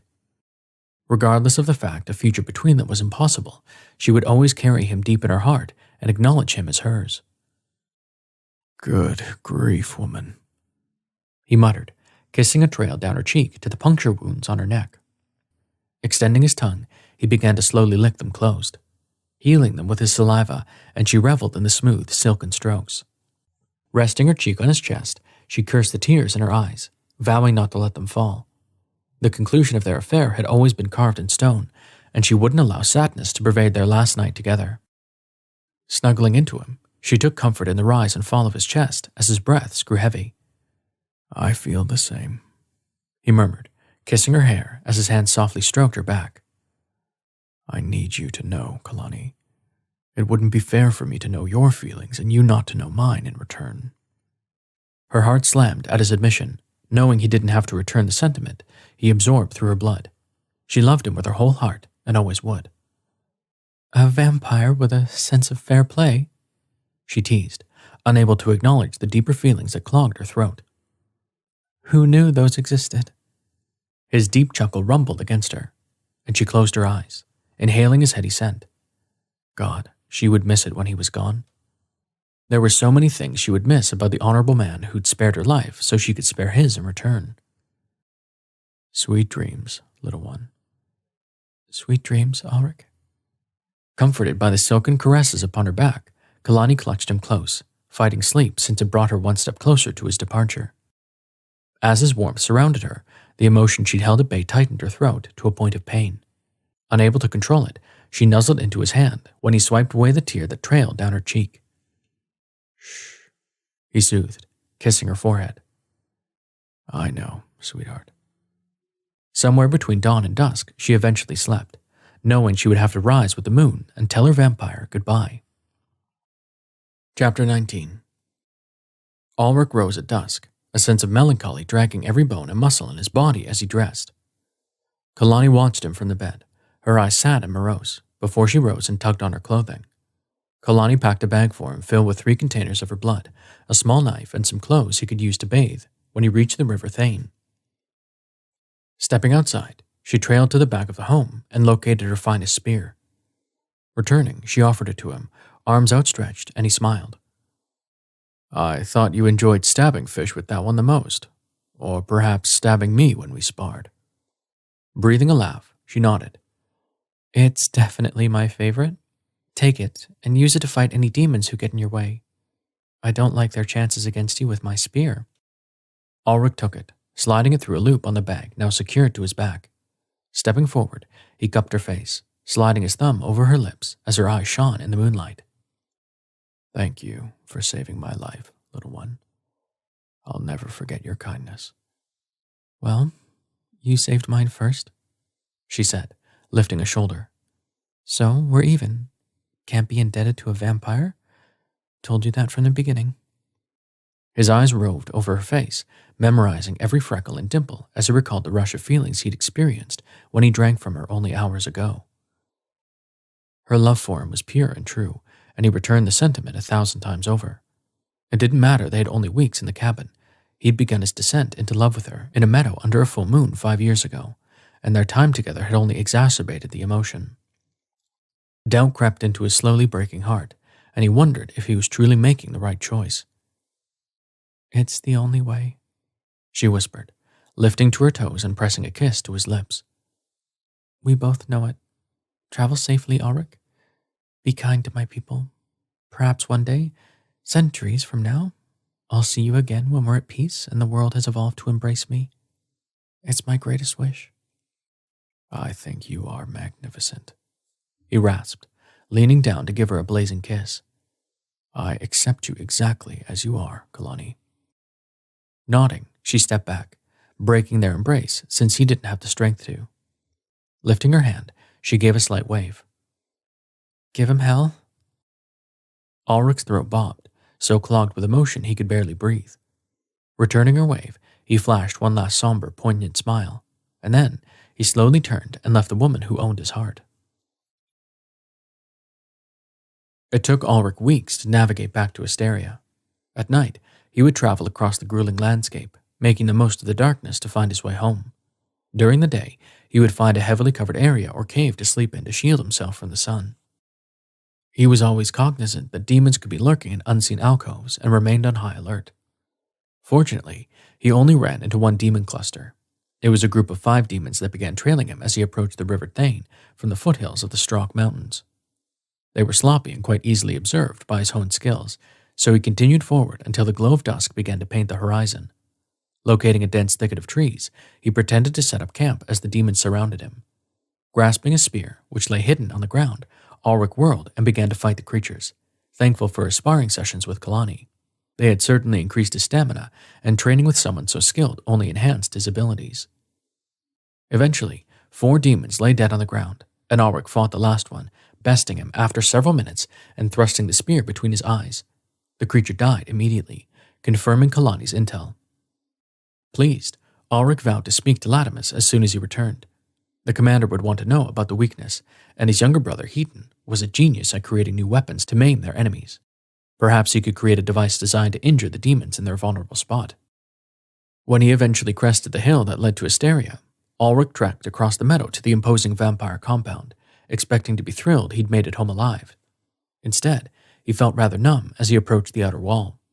Stopping outside the thick stones, he lifted his hand to his mouth and shouted, "Hello! Is anyone guarding the wall? It's Alrec, son of Jakar." "Alrec?" a deep voice called. "We don't have a lot of men stationed here due to the protective shield Etherya placed on the wall, but I hear you. It's Tekel. Give me a moment." Stepping back, Alrec waited until the stones began to slide open. Waiting inside, he noticed the soldiers pushing the door closed as Tekel approached and patted him on the back. "My God, Alrec, we thought you were dead. I sent a search party out for 2 weeks, but we never found you." "I ended up floating several miles downriver," Alrec said, cupping the man's shoulder with genuine affection. "It's an unbelievable story and one I can't wait to tell you. For now, I'm exhausted and need my warm bed." "Fair enough, my friend. Commander Latimus will want to hear your story, I'm sure. I'll set up a debrief tomorrow night." Following his friend, Alrec headed farther into the camp before striding down the dirt road that led to his cabin near the far wall. Once inside, he inhaled a deep breath, hoping he would gain comfort from their familiar surroundings. Instead, as he unloaded his pack and stashed the remaining container of Kilani's blood in the icebox, all he felt was loneliness. Chapter 20.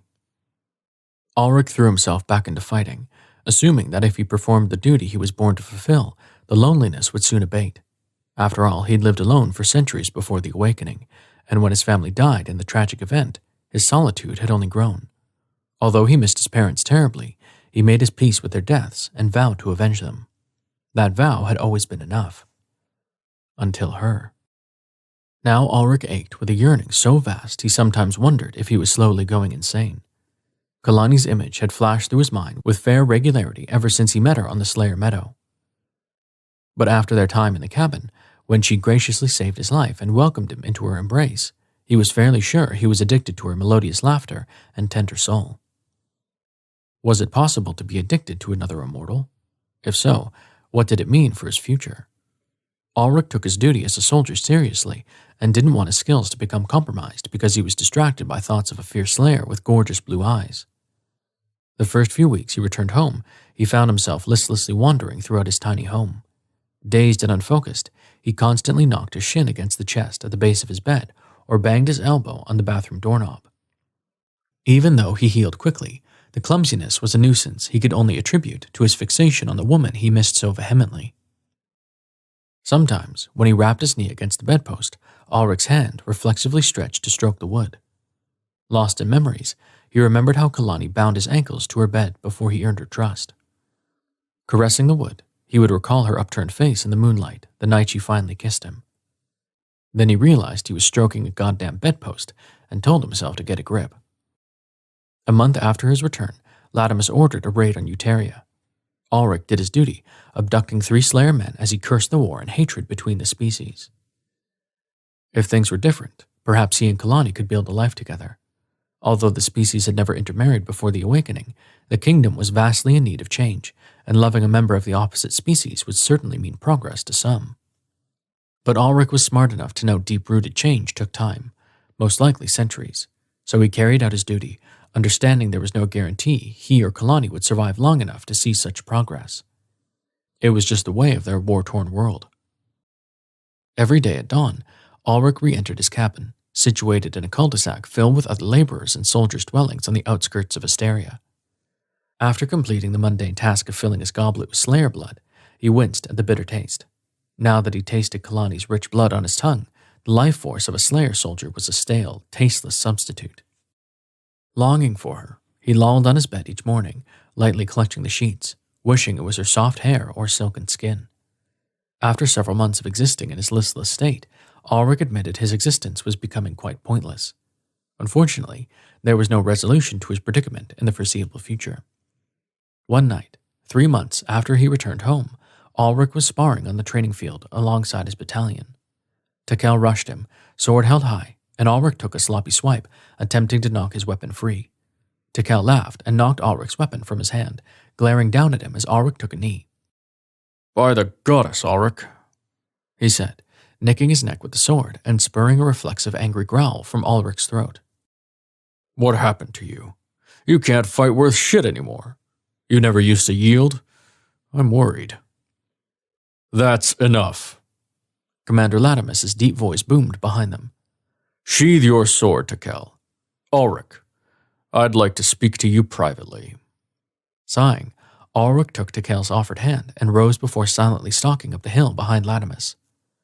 Once they stood side by side, Latimus crossed his arms over his chest and kicked the grass with the toe of his boot. "This can't go on, Alrec," he said softly. "Your mind is elsewhere, and I have no need for a soldier who can't fight." Expelling a breath, Alrec glanced at the ground as shame washed over him. "My one duty is to avenge my family as a soldier, and I am failing. I'm sorry, Commander." Latimus's jaw ticked in the silver moonlight. "You told us of the intel you gathered while you were gone. You said you learned it when you killed some demons on your journey." Nodding, Alrec acknowledged the white lie. He hadn't told anyone about meeting Kilani because he didn't want to jeopardize her safety or tell her secrets. Instead, he told everyone he'd washed down the river and found the cabin when he regained consciousness. Then he nursed himself back to health and traveled home. "Your story technically makes sense, but I find myself wondering how you stayed alive without consuming Slayer blood." Alrec pursed his lips. Latimus was shrewd, and the question was valid. "As I told you, I found a barrel full of blood near the cabin. It must have been left there from the blood bankings before the awakening." Latimus breathed a laugh before harshly rubbing his forehead. "You know, you're a terrible liar, Alrec. Probably because you're an honorable man who lies infrequently." Alrec pursed his lips. Perhaps. Wide nostrils flared as Latimus inhaled a deep breath. If there's one thing I recognize on a man, it's the look of being in love with a woman he can't have. His gaze whipped to Latimus as he studied his stern expression. Don't tell me you're in love with someone you can't have. You're the most powerful soldier in the realm and brother to King Sathan. You can have any woman you choose. Scoffing, Latimus kicked the ground. I am a bastard who doesn't know the first thing about loving a woman I'll never deserve. Who is she? Perhaps I can... It's not meant to be, Latimus interjected, his tone firm. And I urge you to never speak of it again. Facing him, Latimus's ice blue eyes drilled into his. But my situation is not yours, Alrec. I don't want you to live in misery as I do. At least one of us should be happy. Feeling his eyebrows draw together, he pondered. I won't shirk my duty, and I won't be a man worthy of her if I did. Placing his hands on his hips, Latimus studied the ground, appearing deep in thought. Finally, his gaze lifted, and he spoke with resolution. I've been wanting to create a new position in the army for a while, but it's daunting and requires much sacrifice. There's never been anyone I could see filling it. Slightly confused, Alrec swallowed. Okay. The soldier would have to leave Etherya behind and live a solitary life near the demon caves. Essentially, I want a full-time scout to keep a constant eye on the growing demon threat. The soldier would have to surveil the area, gather intel, and travel back to Etherya every 6 months to give me a report. Alrec worked his mouth, trying to form a response. Was Latimus offering him a chance to return to Kilani and continue to fulfill his duty to the army? It's not an easy assignment. The soldier won't be able to see his family at Etherya except when he returns to gather supplies and report to me. Since you don't have any family here, I anticipate that won't be a problem.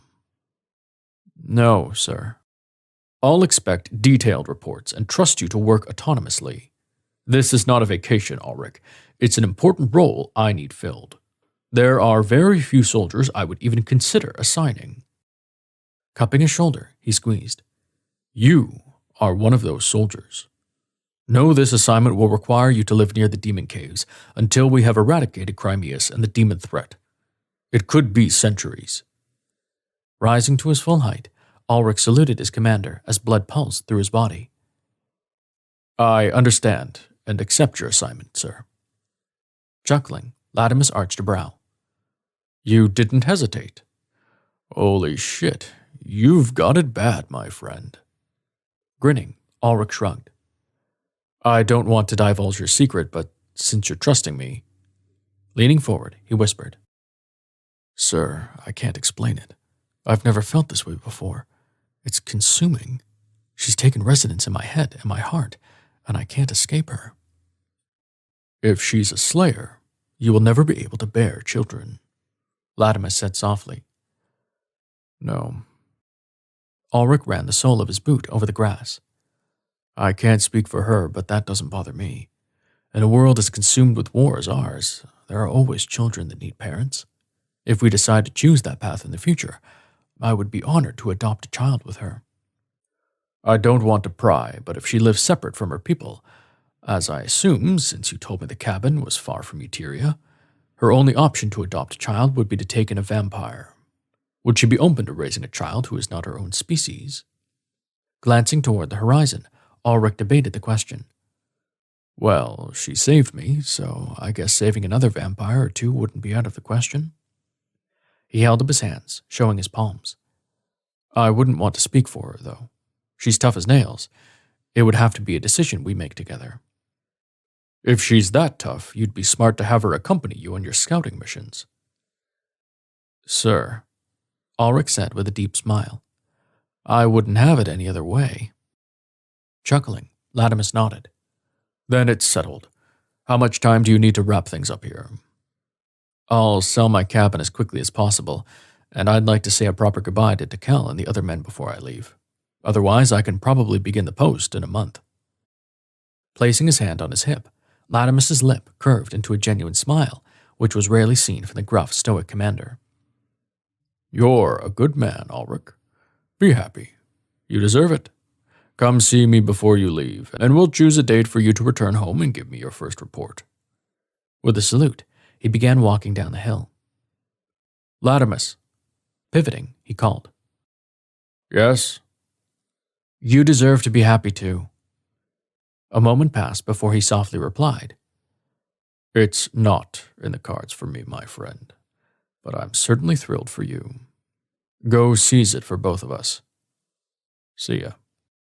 Alrec watched his broad shoulders as he strode away, feeling a strange sense of camaraderie for the strong, enduring commander. Gazing toward the sky, he uttered, "Thank you, Etherya." Closing his eyes, he imagined returning home to Kilani, hoping she would welcome him as her mate and partner, for as long as they both shall live. Knowing there was only one way to find out, Alrec trekked down the hill, ready to tie up his affairs at Etherya so he could return to his little one. Chapter 21. Kilani's mood progressively devolved from bad to worse to catastrophic with each day that passed after Alrec's departure. Of course, she'd known it would take some time to get over him. After all, how many times did you meet the love of your damn life? Only once, if the soothsayer's tales rang true, and deep in her heart, Kilani knew Alrec was her soulmate. Since having a vampire as a soulmate was a futile endeavor, she tightened her bootstraps and pushed through each day, determined to make a life for herself in the place she'd chosen. The first task she set out to accomplish was revising her sleep schedule so she slept at night again like a normal damn person. Intent on retraining herself, she lay down in the lonely bed each night, only to feel her eyes well with emotion that her lover wasn't by her side.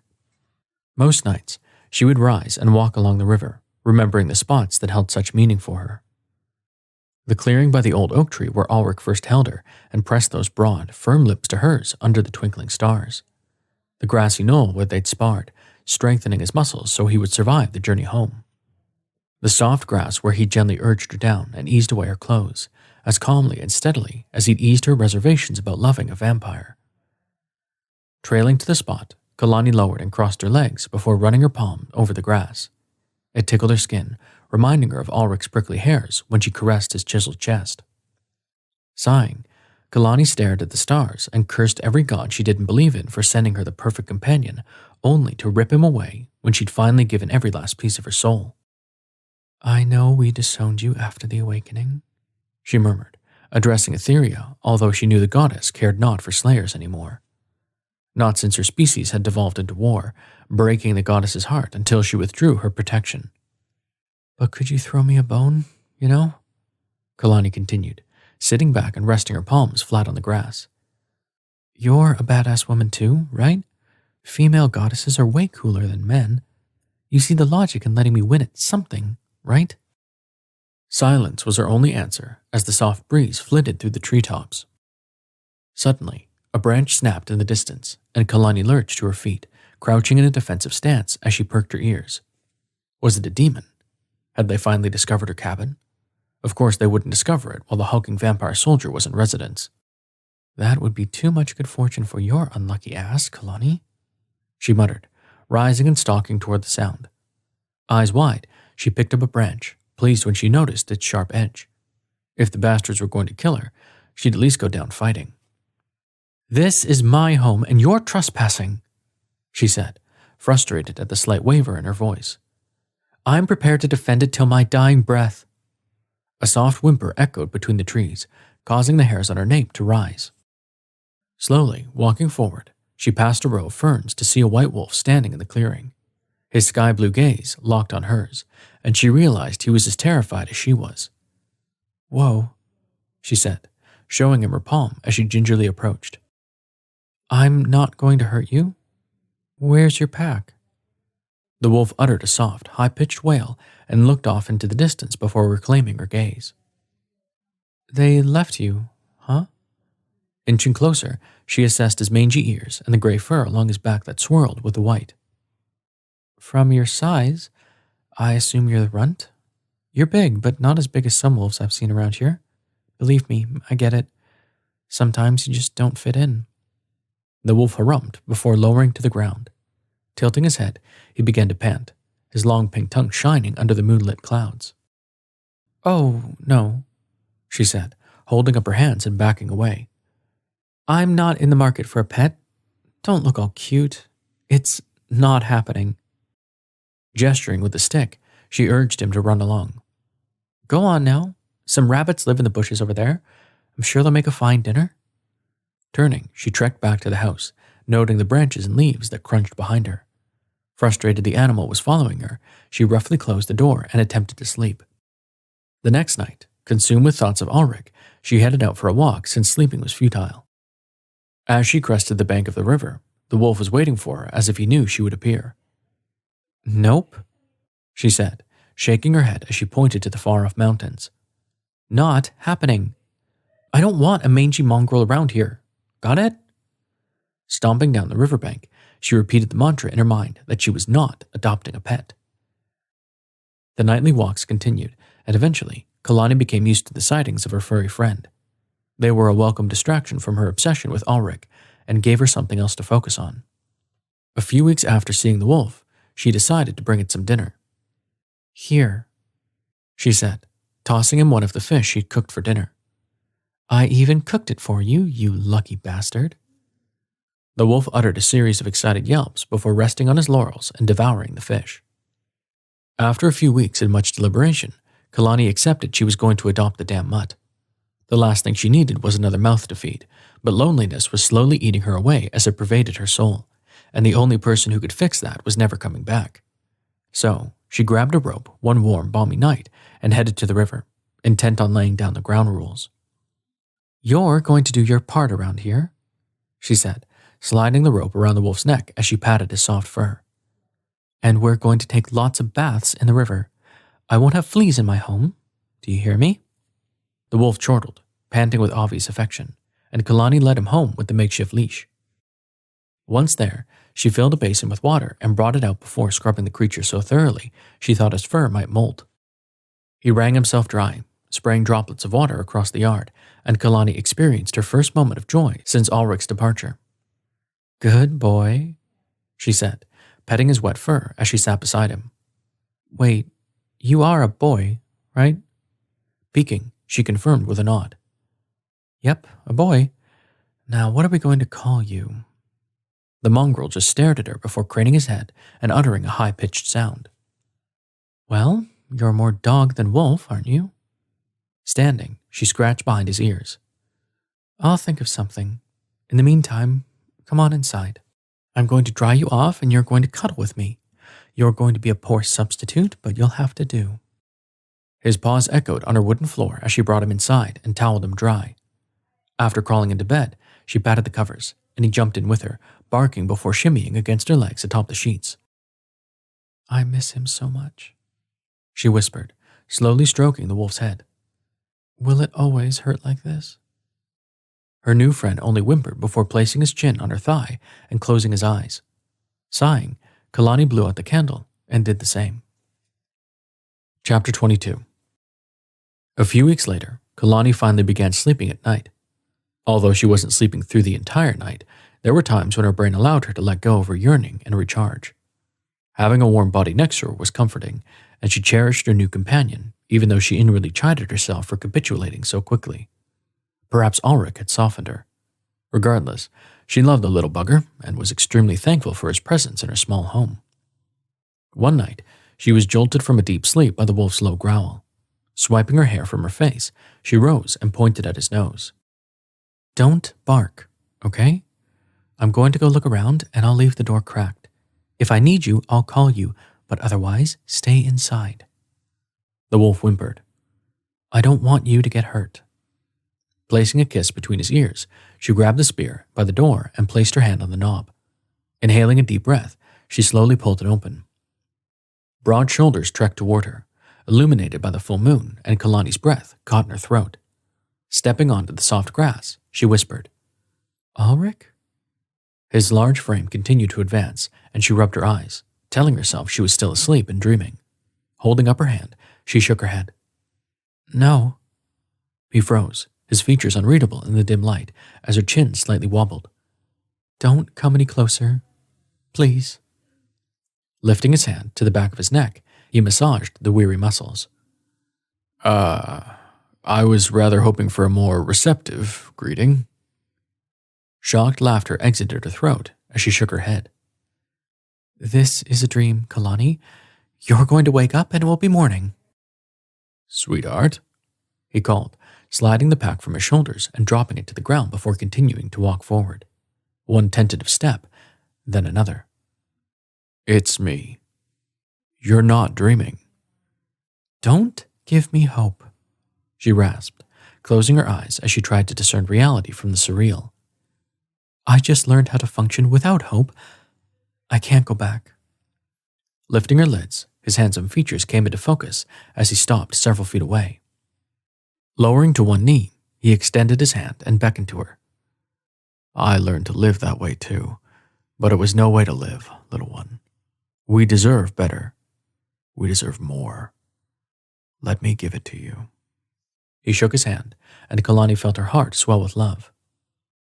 Alrec, she whispered, taking a hesitant step forward. You came back to me. I came back to you, he said with a nod. Come on, little one. I don't want to live one more moment without touching you. Extending his fingers, he smiled. Goddess, I missed you.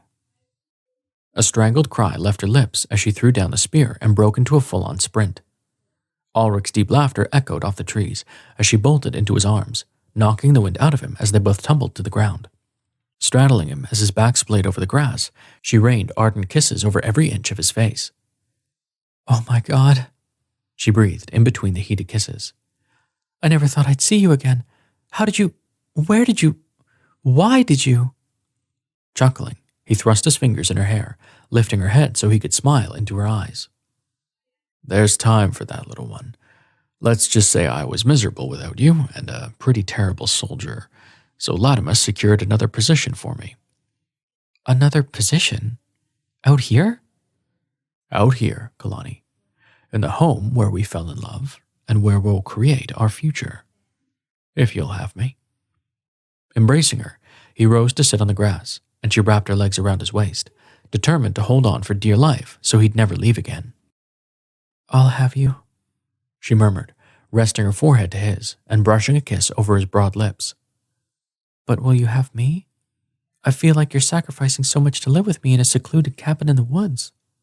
His lips consumed hers, cutting off the words as she groaned with desire. Opening, she let him plunder her, sliding her tongue over his in return, reveling in the taste. His tongue swept every crevice of her mouth before he pulled back to place a trail of soft kisses over her bottom lip. I can't live without you, little one, he murmured, the words vibrating against her swollen lips. You're stuck with me, but we're going to have to expand the house and improve the plumbing.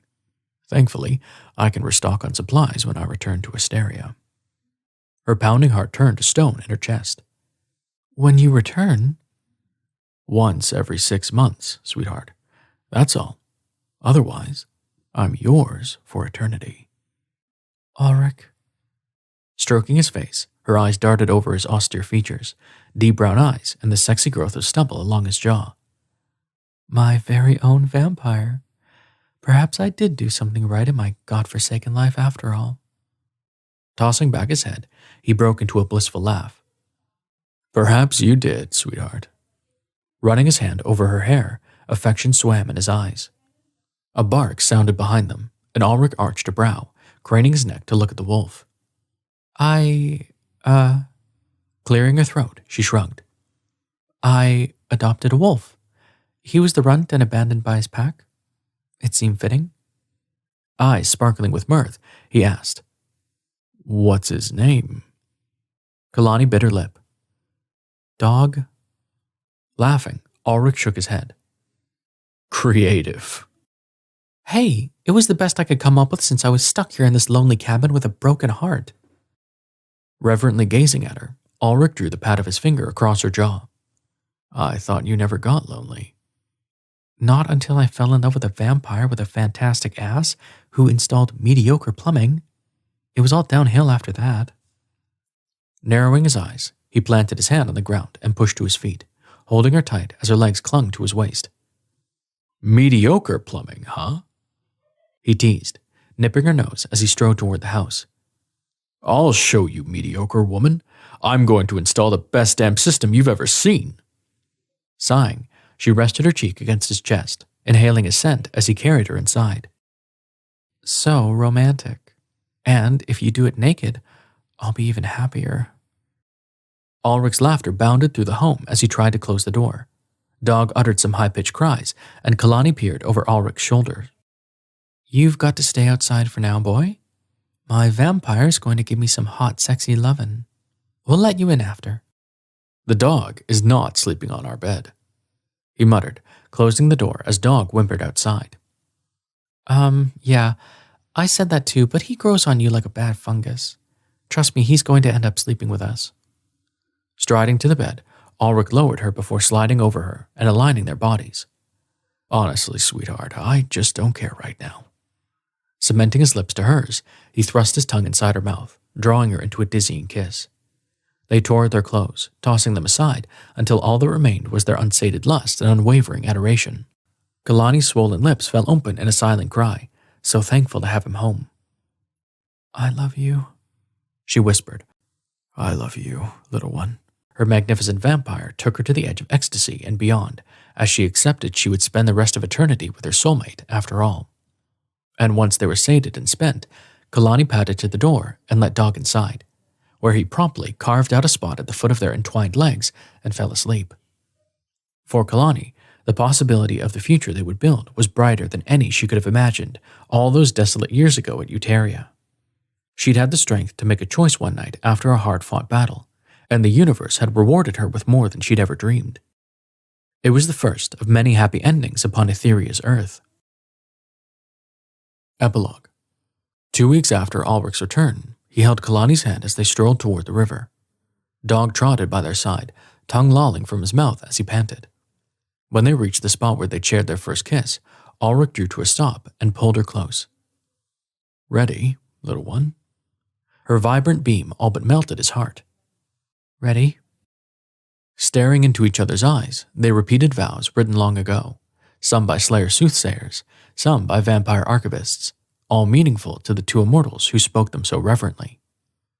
After promising to love and cherish each other, they spoke their final declarations. I, Alrec, take you as my bonded mate for all eternity. I, Kilani, take you as my husband for as long as we shall inhabit the realm. Although each species had different terms for mates, bonded for vampires, and the more traditional husband and wife for slayers, they each expressed the same sentiment. The promises were solemn commitments to be honored with care. Leaning down, Alrec kissed his bonded mate, sealing their vows as Dog barked beside them. Giggling, she broke the kiss to tell the dog to hush before rising to her toes and drawing Alrec into another tender kiss. I swear, he really is a sweetheart. You're going to fall in love with him. Trust me. Chuckling, Alrec pecked her lips before threading their fingers and squeezing. We'll see. They resumed strolling along the river as he prepared himself to bring up the topic weighing on his mind. You know, raising a dog is good practice for having a child. Her eyes sparkled as she grinned up at him. Is that so? Mm-hmm. Their hands swung between them as they pondered how far to push. I'd like to have one with you, sweetheart, if you're open to it. Latimus could help us adopt whenever we decide to take that step. A vampire child? She murmured, eyes narrowing. I never imagined that for myself. Disappointment coursed through him before her lips curved. But I never imagined falling madly in love with a vampire, and that's turned out pretty well, so I'm definitely open. Yeah? Yeah, she said with a nod. Let's settle in here for a few decades and let you get comfortable with the new assignment. I'm obviously going to accompany you on your scouting missions. It's the perfect opportunity to use my skills, and I can protect you since I'm the superior warrior between us. Obviously, he droned, rolling his eyes. She snickered as he winked. I still have no desire to help vampires, but I have a desire to help you, so I see the benefit.